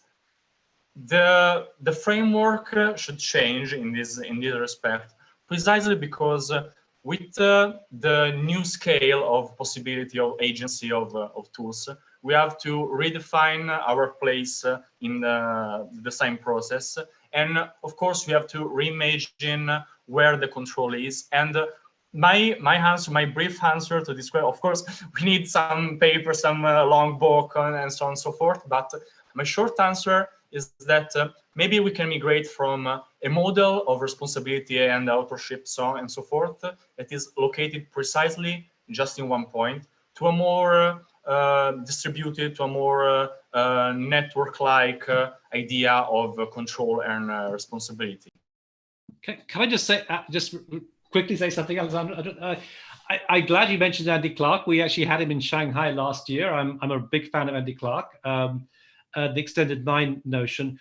But I would just throw something back at you. I'm not sure that tools control us. This is a kind of, I think, Bruno Latour kind of perception. You know, I personally buy into the notion of affordances. In other words, certain tools afford certain things, they don't force you to do that. You know, you can use a knife and you can murder someone with a knife, or you can cut a bit of bread with it. No, so I don't know. I personally don't think they control us. I think there are certain things they offer certain affordances, but we can use them in the way that we want to. But that's maybe anyone else from the team wants to.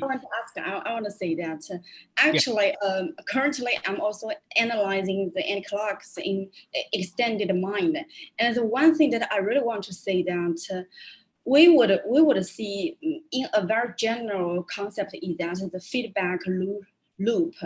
When designers are using those digital tools, AI or deep learning, do the designers or architects, they have such kind of feedback loop between their mind and the AI systems. So if for example, if you can sense what the AI is really designing or creating, and it can stimulate you to maybe open a new regime of thinking, then I think that as what I say, that you can develop a higher level of mental function. In this way, I think that those sophisticated technologies are really stimulating us or improving us.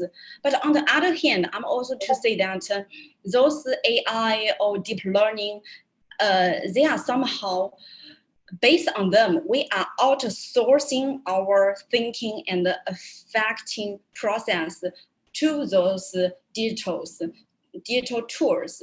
So when we outsource our thinking process to the external machines, can we really operating this thinking process in our mind, which needed to communicate with the machine? So yeah, I'm open to these questions, but I generally have two kinds of statement or opinion.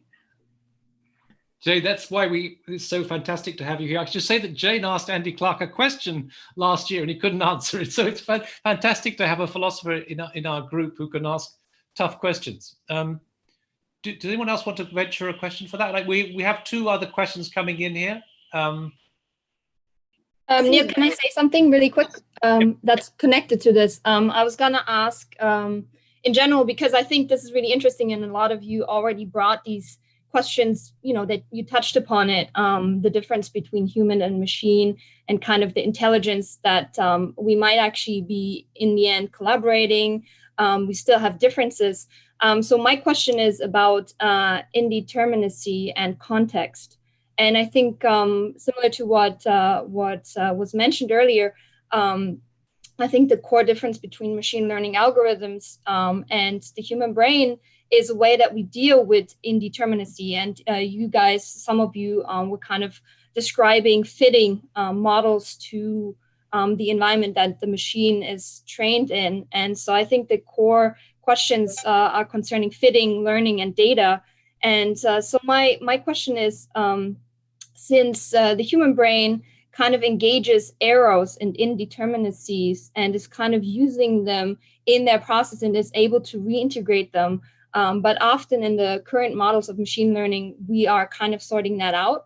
So do you think that this kind of overfitting of the environment might also apply to the human environment? Might we be basically overfitting our own environment, human environment, through looking through these algorithms and kind of learning from them too, which I think is fantastic. It's great to look at that and kind of come to hybrid models.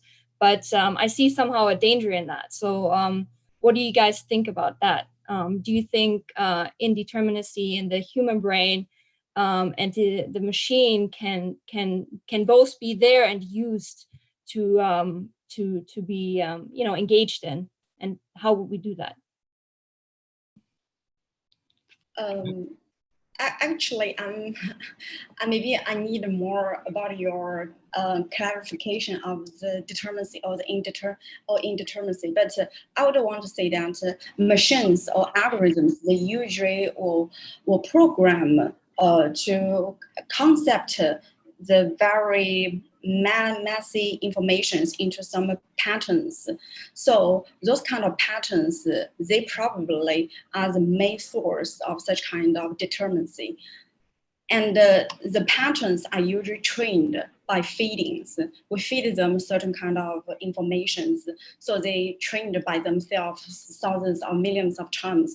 Then they can conclude with some types of patterns. Maybe we really don't know and cannot recognize. And then there is a gap in that human brain also can have these abilities to conceptualize.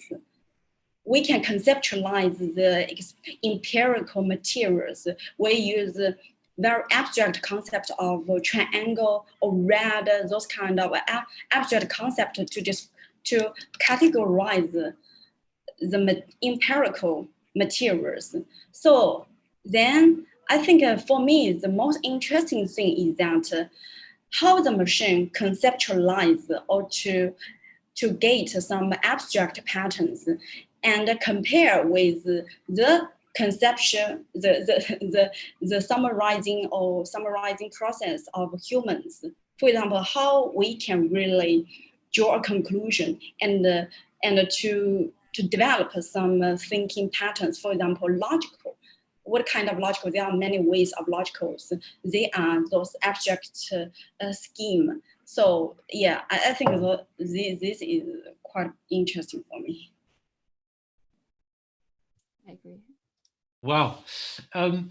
Just again to say, any more questions that come from a YouTube or Bilibili, please send them through. Actually, Victoria, you had a second question, right? Do you want to go ahead with that one? Yeah, I think it was kind of more about data and how we in the future will be thinking about that, because in the end, the core difference between machine learning as we have it now and previous kind of communication with machines has changed, because we now are basing most of our assumption on data, because we basically having, and a few of you had these images of inputs and outputs. So we kind of have an expectation of what can come out of these processes, but we also feed the engines with data.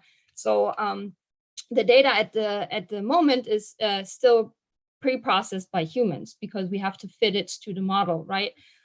So how do you guys think in the future this will be done? I mean, there's a whole group of people that calls this field data literacy, and I think it is quite fascinating how this is emerging. And my question is, we as architects or as designers are contributing to this pool of data that will be handled in the future, and what do you see as a responsibility as designers and architects in this field? Are we going to become data literate people, or are we going to become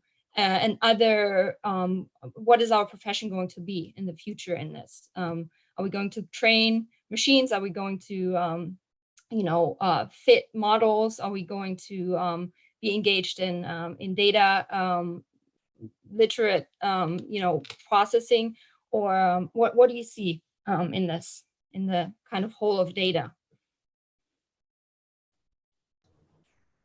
Maybe I can just answer a bit. I mean, going through the detour of AI, the endpoint is essentially human user or human designer.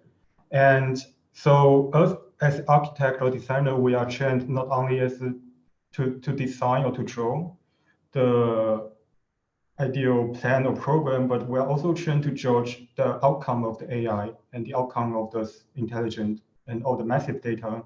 So the main goal is that we need to be able to understand the data out of all the detour of AI, and not everything, but through our human sense and experience as an architect, as a human user to decide.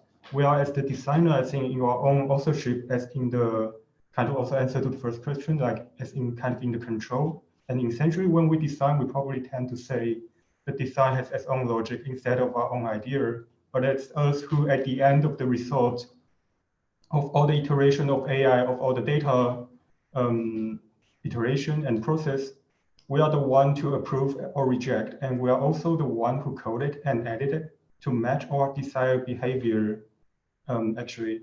So it's the language that are different that create a sense of loss of control, and the language of image as an outcome is no longer drawn directly by us, but translated through the code that create a sense of the losing control, but as actually we are at the end of the result. The one need to be able to judge by our experience and by our training. Thank you. Can I respond to that? I mean, I think there's a myth that actually sometimes that architects have, that they're just taking what the computer generates. I was once in a lecture that Roland Snooks gave, and Nick Pisker said, "But what happens if the computer produced something like the Farnsworth House?" And he said it would be an unfortunate outcome. That was his response, by which he meant that basically we'd go back and we would go and run the program or tweak the algorithm, run the program again.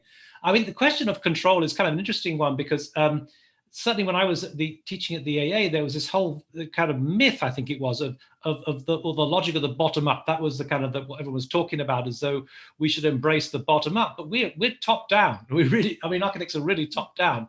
And it was kind of interesting because that when I was there, we did a project with it was published in digital tectonics.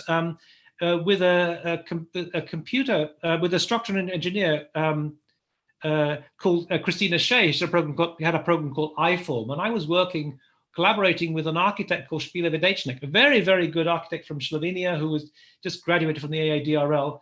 And she was really unnerved by this fact that actually you generated outcomes, or the computer generated outcomes, because she wanted to be in control. And I think the question of control is kind of central. And it kind of goes back in some way to that question that I was asking Ryan about his Lego bricks in some ways. To some extent, I think we need to relinquish some of that control. Otherwise, we're not going to really harness the capacity of what the computer can give us. But that's my own position. But I think the question of control is interesting. Yeah, one comment in relation with, for example, with the work of Yining and Yanci. Yanci, I think, is not here, and Zhipeng. The first presentation that we saw, I was thinking these translations or this migration from literature to make a new design. And I was remembering this exercise that Bernard Schumi did with Finnegar's with Joyce text, when they were working with this kind of translations to find new ways to understand architecture in a way. That's what I was, and my question was related with this idea of the predictable and the unpredictable of architecture, how we can find new ways to think, to rethink architecture in a way. And I found this presentation particularly interesting because it's like, it's something that we did before in the past in architecture, but now we are understanding this translation as a migration in a different way with artificial intelligence. So that's what I was trying to drive my question in reality, not only to the idea of control, because even now in our actual, I mean, in our situation today, we cannot control a lot of things, and we discovered that we have this emergency state that is different. I mean, we cannot predict what we are going to do in the future in many ways. So it was more an open question than a closed question, just to control. Okay, so I guess behind this question is more like we are using a very huge database. The Coco database is built to like help the machine to understand most vocabulary in daily context. So instead of it was controlled by any specific human or person, it's kind of controlled by a collective experience of the whole human as a group, or kind of like it was originated from everyone's daily life to capture what's the words, to capture the relation between the words and the images. So similarly, the process of controlling is like, it's more like an experience-based process for the machine, for the machine to learn more about how human as a group understand the relation between language and images or architecture. But in a way, you decide the input. So you, I mean, you use a particular word. So you select, you design in a way the boundaries of your maybe unpredictable result. But in a way, I think it's very interesting as well, because we decide with which material we are going to work. Yeah, so, it's also like interrupting with the process, because we will start with thinking like suggestive design system, which language user could impute. Yes, and but in a way, it's an intuitive. I mean, it's intuition what is working on you, because you or I don't know how you decide with which kind of literature are you going to work, or if just something to start, not to start from scratch, because this was a great discussion in architecture as well. Not to start with, I don't know, the blank page, for example, or the white page. So. Yeah, it's just a start, I guess. I mean, just to throw in something, I want to get Victoria to ask a couple of questions that came from the YouTube just now. But I think one of the kind of big mysteries in the sense of when you're working with deep learning is knowing what the hell is going on. You know, it just, you don't understand the hidden layers, what's happening. But the same is the true for human intuition. We've got no idea of really how human intuition operates. So it's in some senses, it's kind of always out of control to some extent. Can I just bring in Victoria? So there are a couple of questions she's picked up on from the YouTube thing. Yes. So there is Emiliano asking, how can you discern between meaning and what is meaningful to not fall into a representational realm? Is that directed for anyone in particular, or? No, this was just in general. And then he also asked, what kind of design sensibility can you say you have acquired through the use of AI in the different approaches? So these are two separate questions, but I think they kind of come together.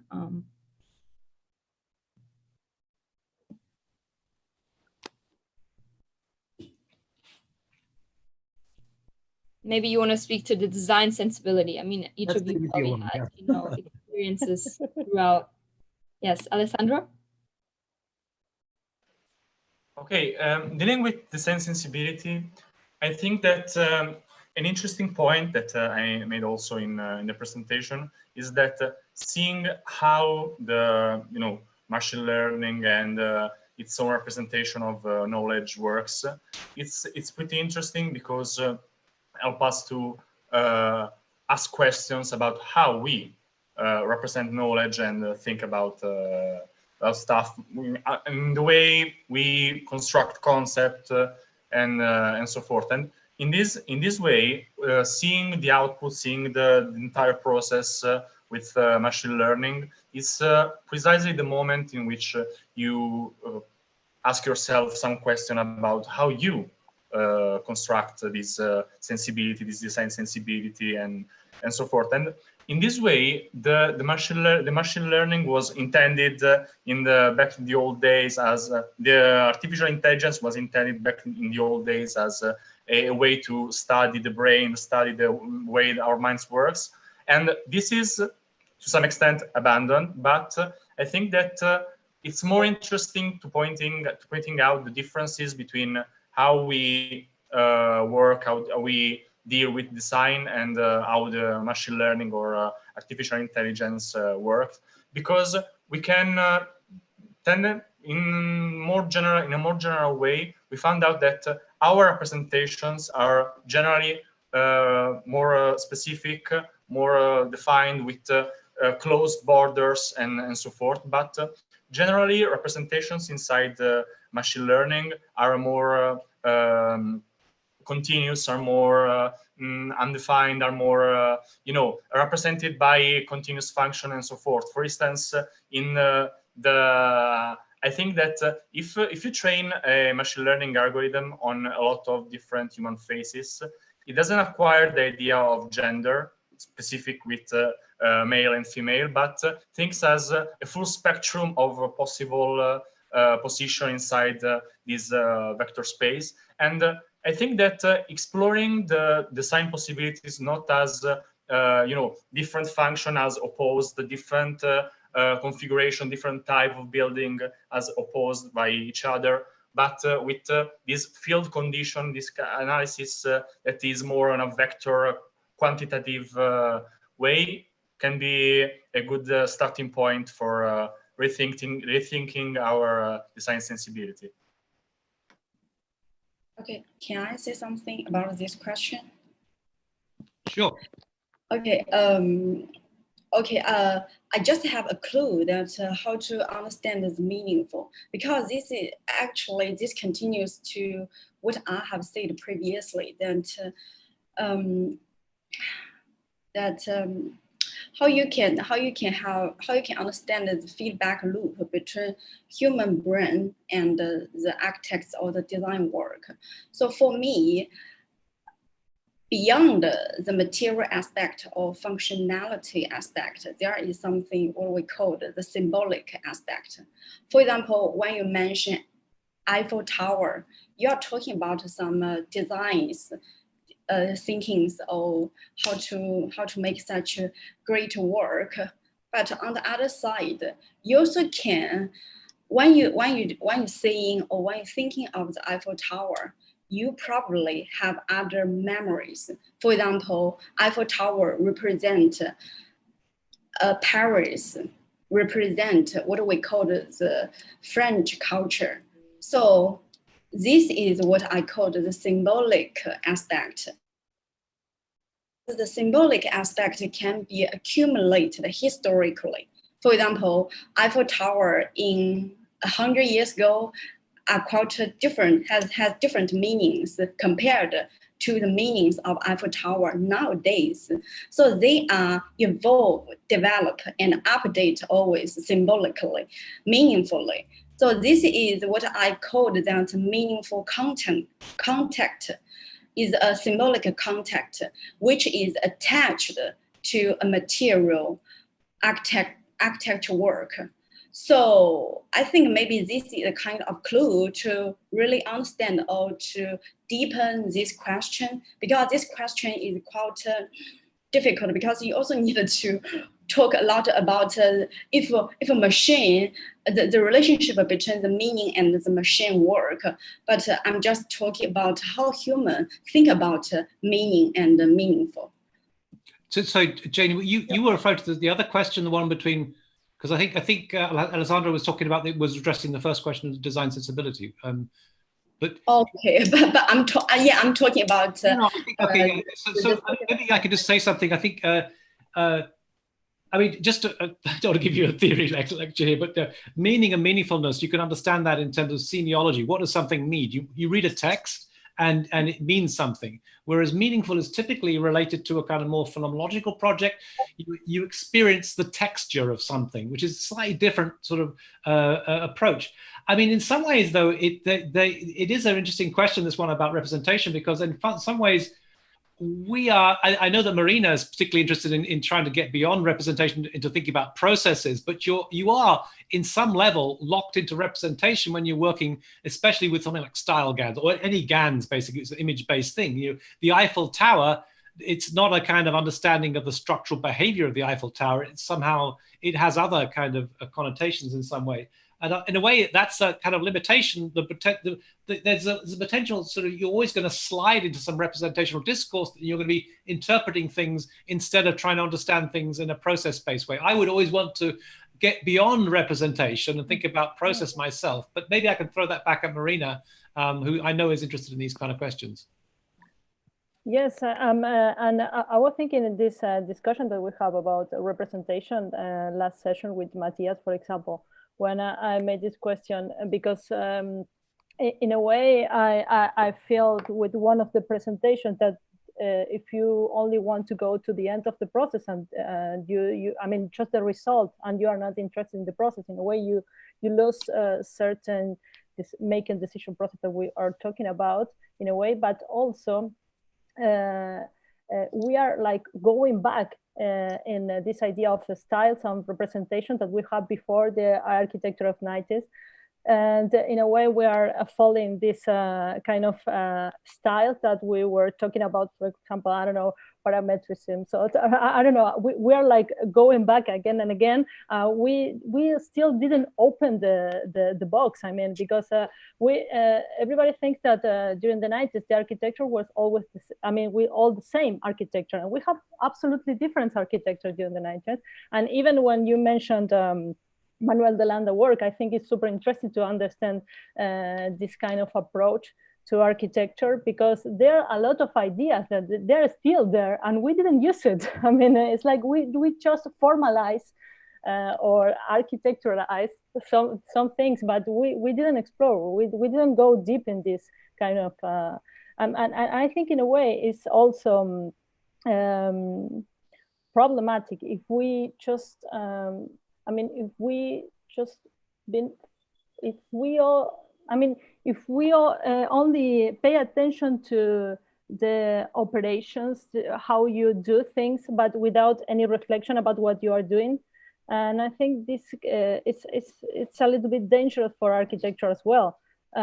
Just doing things because you are doing something, just use tools because you are using the last tool, for example, it can be dangerous for us, for our discipline. So I'm calling for open this discussion for every of you, because I don't know, I think it's important to focus in the processes and procedures.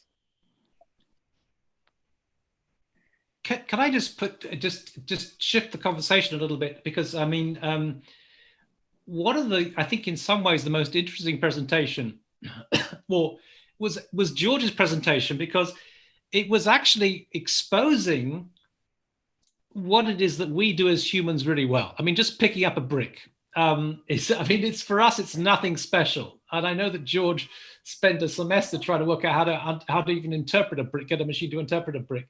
And maybe I just want to bring George in to talk about what are why robots are kind of cognitively challenged in some ways, and what is it that humans have that we don't have. I know, for example, there's online you can find something that Autodesk were doing. They're trying to do it's kind of similar thing. It was actually combining Ryan's and George's. It was stacking Lego bricks, and it actually is an extremely challenging. It's a huge challenge for a robot to do that, and they use reinforcement learning, and what is astonishing about reinforcement learning is the speed at which you can do this. I mean, it's like, you can play 4 million games of Go in AlphaGo can play 4 million games of Go in about 3 days. It's astonishing. But nonetheless, there is something about a real limitation to what AI can do in terms of just simple motility. It really is challenged in some way. So maybe I could just bring just get George to kind of comment on why it's so challenging to recognize and pick up bricks. George. I mean, that's kind of a two-part question, because when you're looking at the robot itself. The physical robot, it's trying to mimic or trying to operate in a human environment, which we've operated in, thousands of years as far as buildings are concerned, so the robot's trying to play this game of catch up, right? And I mean, although its articulation has been,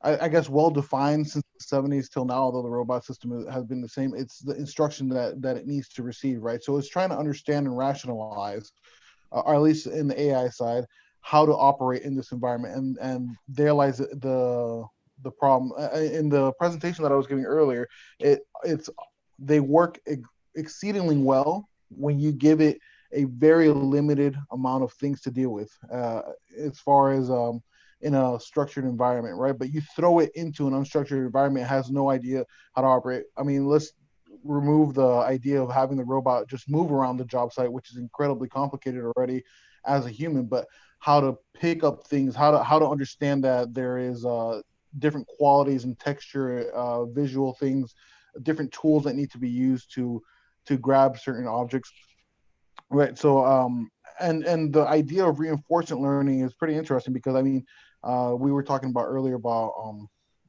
Ryan was talking about earlier about AGI, right? So and the idea of AGI is how do I explain this? We're displacing thousands of years of human understanding through reinforcement learning over a certain period of time. So, I mean, that gap is really closing down, and the computational power that we have is allowing that to close down. And the methods that we get there. I think we're a little bit far away from having a robot on a job site. I mean, I don't even think the robots that we have that are currently existing, these 6-axis manipulators, are going to be on any job site. To be honest, it's more going to be bipedal robots or quadrupedal robots, things developed by Boston Dynamics of the sort, and a combination of different types of neural networks, not just visual neural networks or reinforcement neural networks, but neural networks that are in combination with each other. Similar to, I mean, if we're going to extend the idea of, or this analogy of neural networks and the human mind, the left side and the right side do different things, so we're going to have similar networks that are going to be dealing with different things like that on the job site. Anyway, those are my thoughts on that. I mean, maybe I could just say something, just for those who don't know. AGI means artificial general intelligence, which is something we don't have yet, except in the movies, which is basically when AI has consciousness. I mean, I personally don't think the consciousness is that important, but this is always the critique. Robots aren't conscious. We have a question here from Mahmoud Abdel Moisen, who is from Egypt also, I think. Are we using the computational power of AI to have a novel solutions, or are we using it to precisely redefine or find novel problems? Are we using the computational power of AI to produce novel solutions, or are we using it to precisely define novel problems? Abdel Moisen, who is from Egypt also, I think. Are we using the computational power of AI to have a novel solution, or are we using it to precisely redefine? That's weird. Okay. You can see that. You can see it in the chat. Does anyone want to answer that question? I think both, right?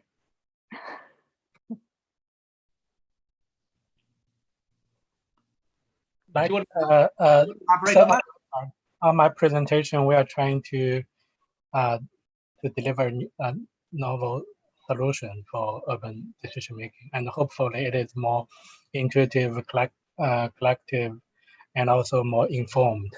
That's on my part, but I think a lot of presentations today is to the other side. Okay, Ahmed Hassab has got a question. Ahmed. Yeah. I used to ask myself after I read the FIDAD Award 2006, The Philosophy of Digital Architecture by Liu. He used to say that after a few months of using a tool, it's a tool after a few months, and within 10 to 30 years, it become a theory of digital architecture. So let's say, if architecture is the art of engineering and art reflects people's culture. So nowadays, in the era of using AI, do architecture is representing people culture or machines culture? It's art of people, or not anymore, it's an art of machine. So how we will define the architecture in the era of using AI, how the architectural definition can be changed somehow? Yeah, it's a thought. I used to ask myself this question. So there are two questions there, right? The first question was about theory, and that somehow theories emerged afterwards. And then there was a second part of the question. I just kind of maybe comment on the first one. That's a very interesting question. Which comes first, the practice or the theory in some ways? And one thing I would say is, in terms of AI, it was all kind of theorized by Alan Turing, or at least it was speculated upon before we even had it at some level. But at the same time, I think there are things that you start finding out. This is a kind of comment that Umberto Eco makes, that sometimes you begin to realize in this kind of secondary way, you've got a tool and you can realize its potential, so explore its potential, and you begin to think about that afterwards. So the tool becomes a kind of thinking machine. But that's a conundrum that you have in some ways. I mean, I'm kind of curious about how this whole Zoom operation is changing the way that we actually think. And I tend to think it's the latter, actually, rather than you theorize something and then you get it. It's more that you start to really think about things on the basis of the experience you've had from operating in a certain way. But anyway, let me, does anyone else want to answer that or the second question?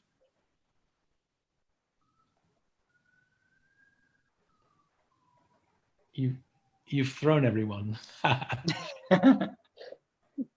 I think it's a pretty interesting question, because I mean, is it a cultural outcome, or is it a machine culture? And I think it's almost a symbiotic relationship, because the outcome is based on the data that you're giving it, right? So let's suppose that you're trying to get some type of architectural form, and your data set is, for example, modern architecture.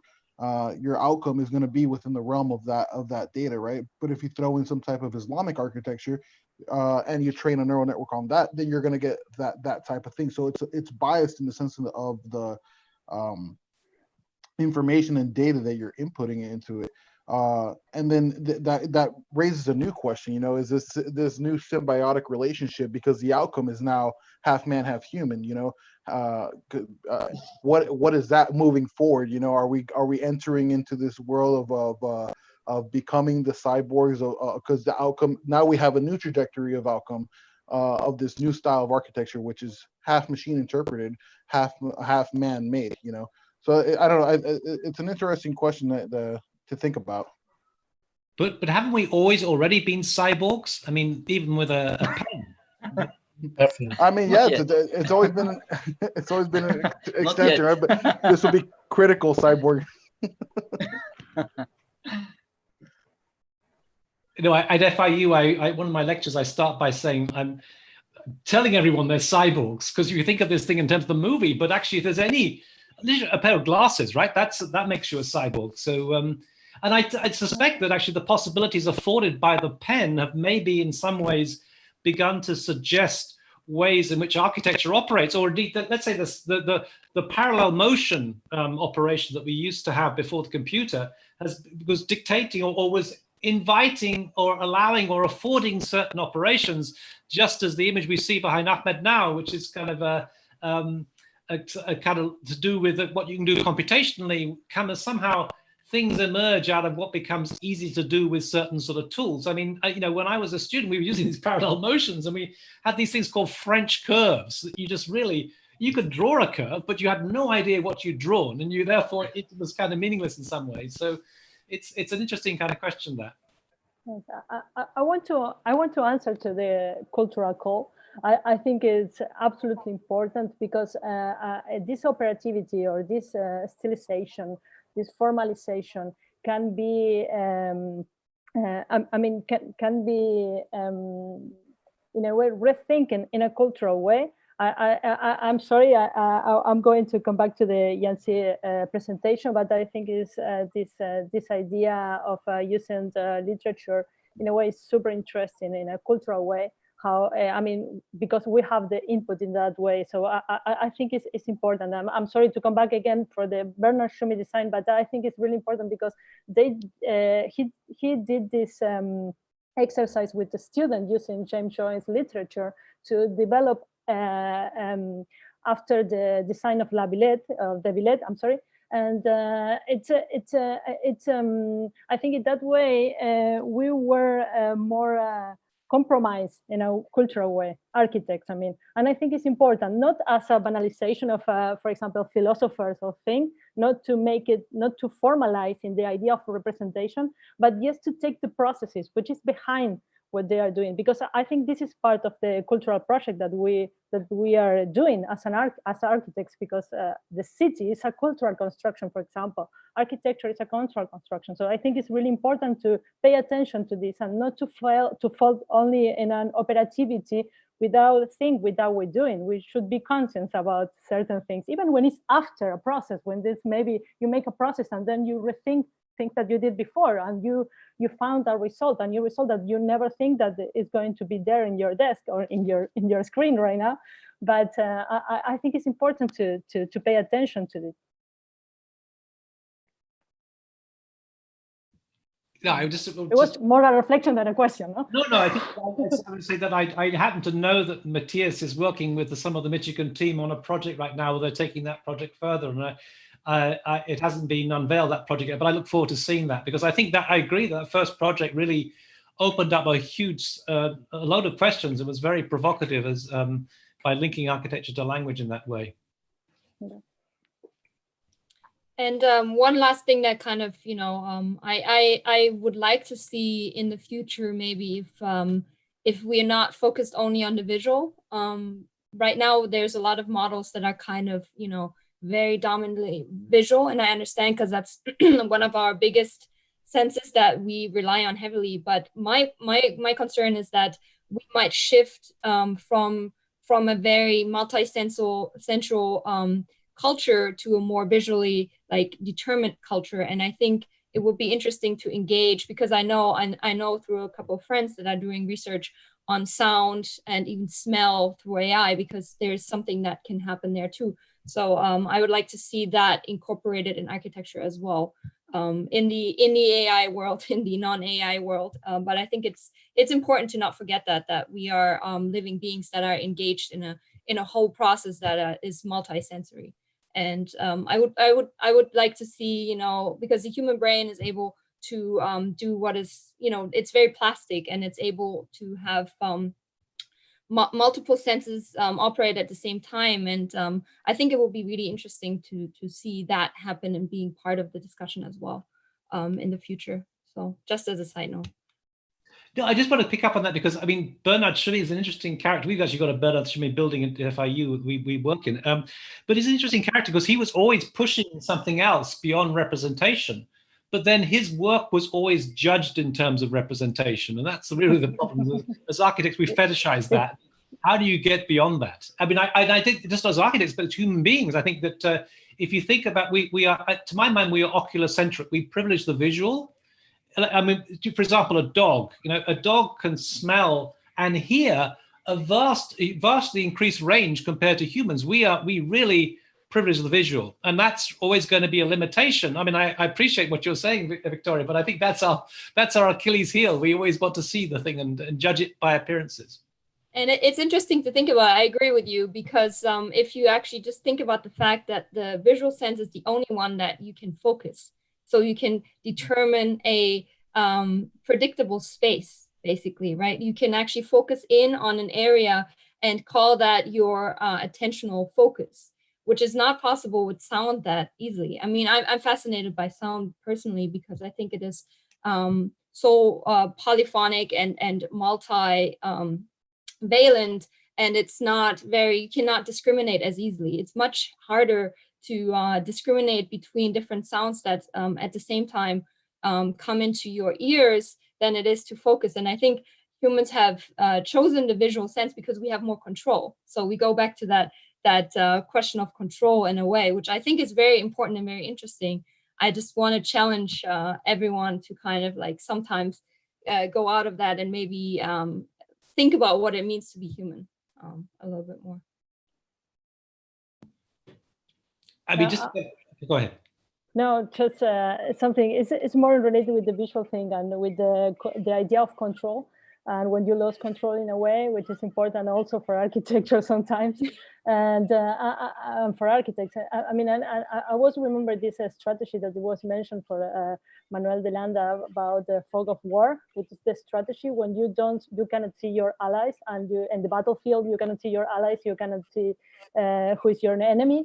And you can follow, I mean, you can't follow your plan.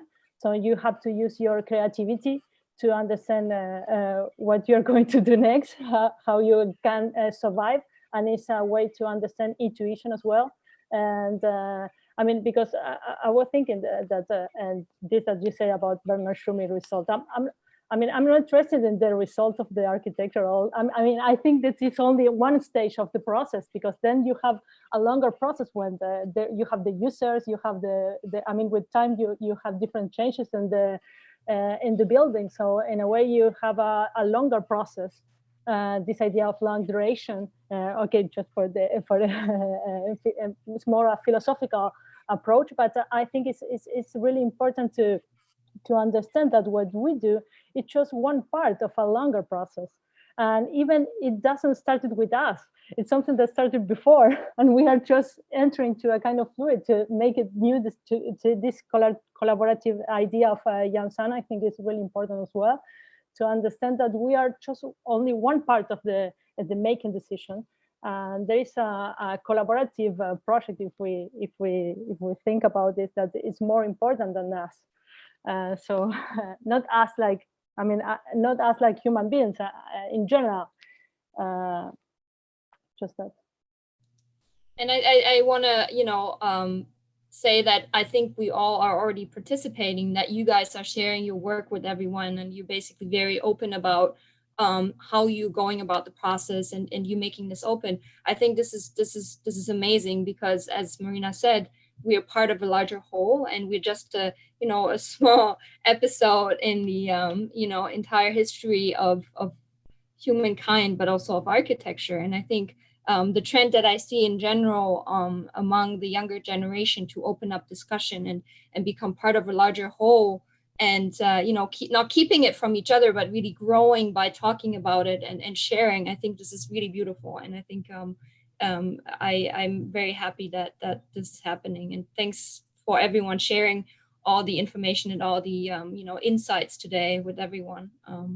I think that's why we also had the intention of creating the Discord board, to really help each other, lift each other up, and create discussions that can benefit many people. Just one thing is Xingxin the guy from Angabanta here still? Yeah. Maybe.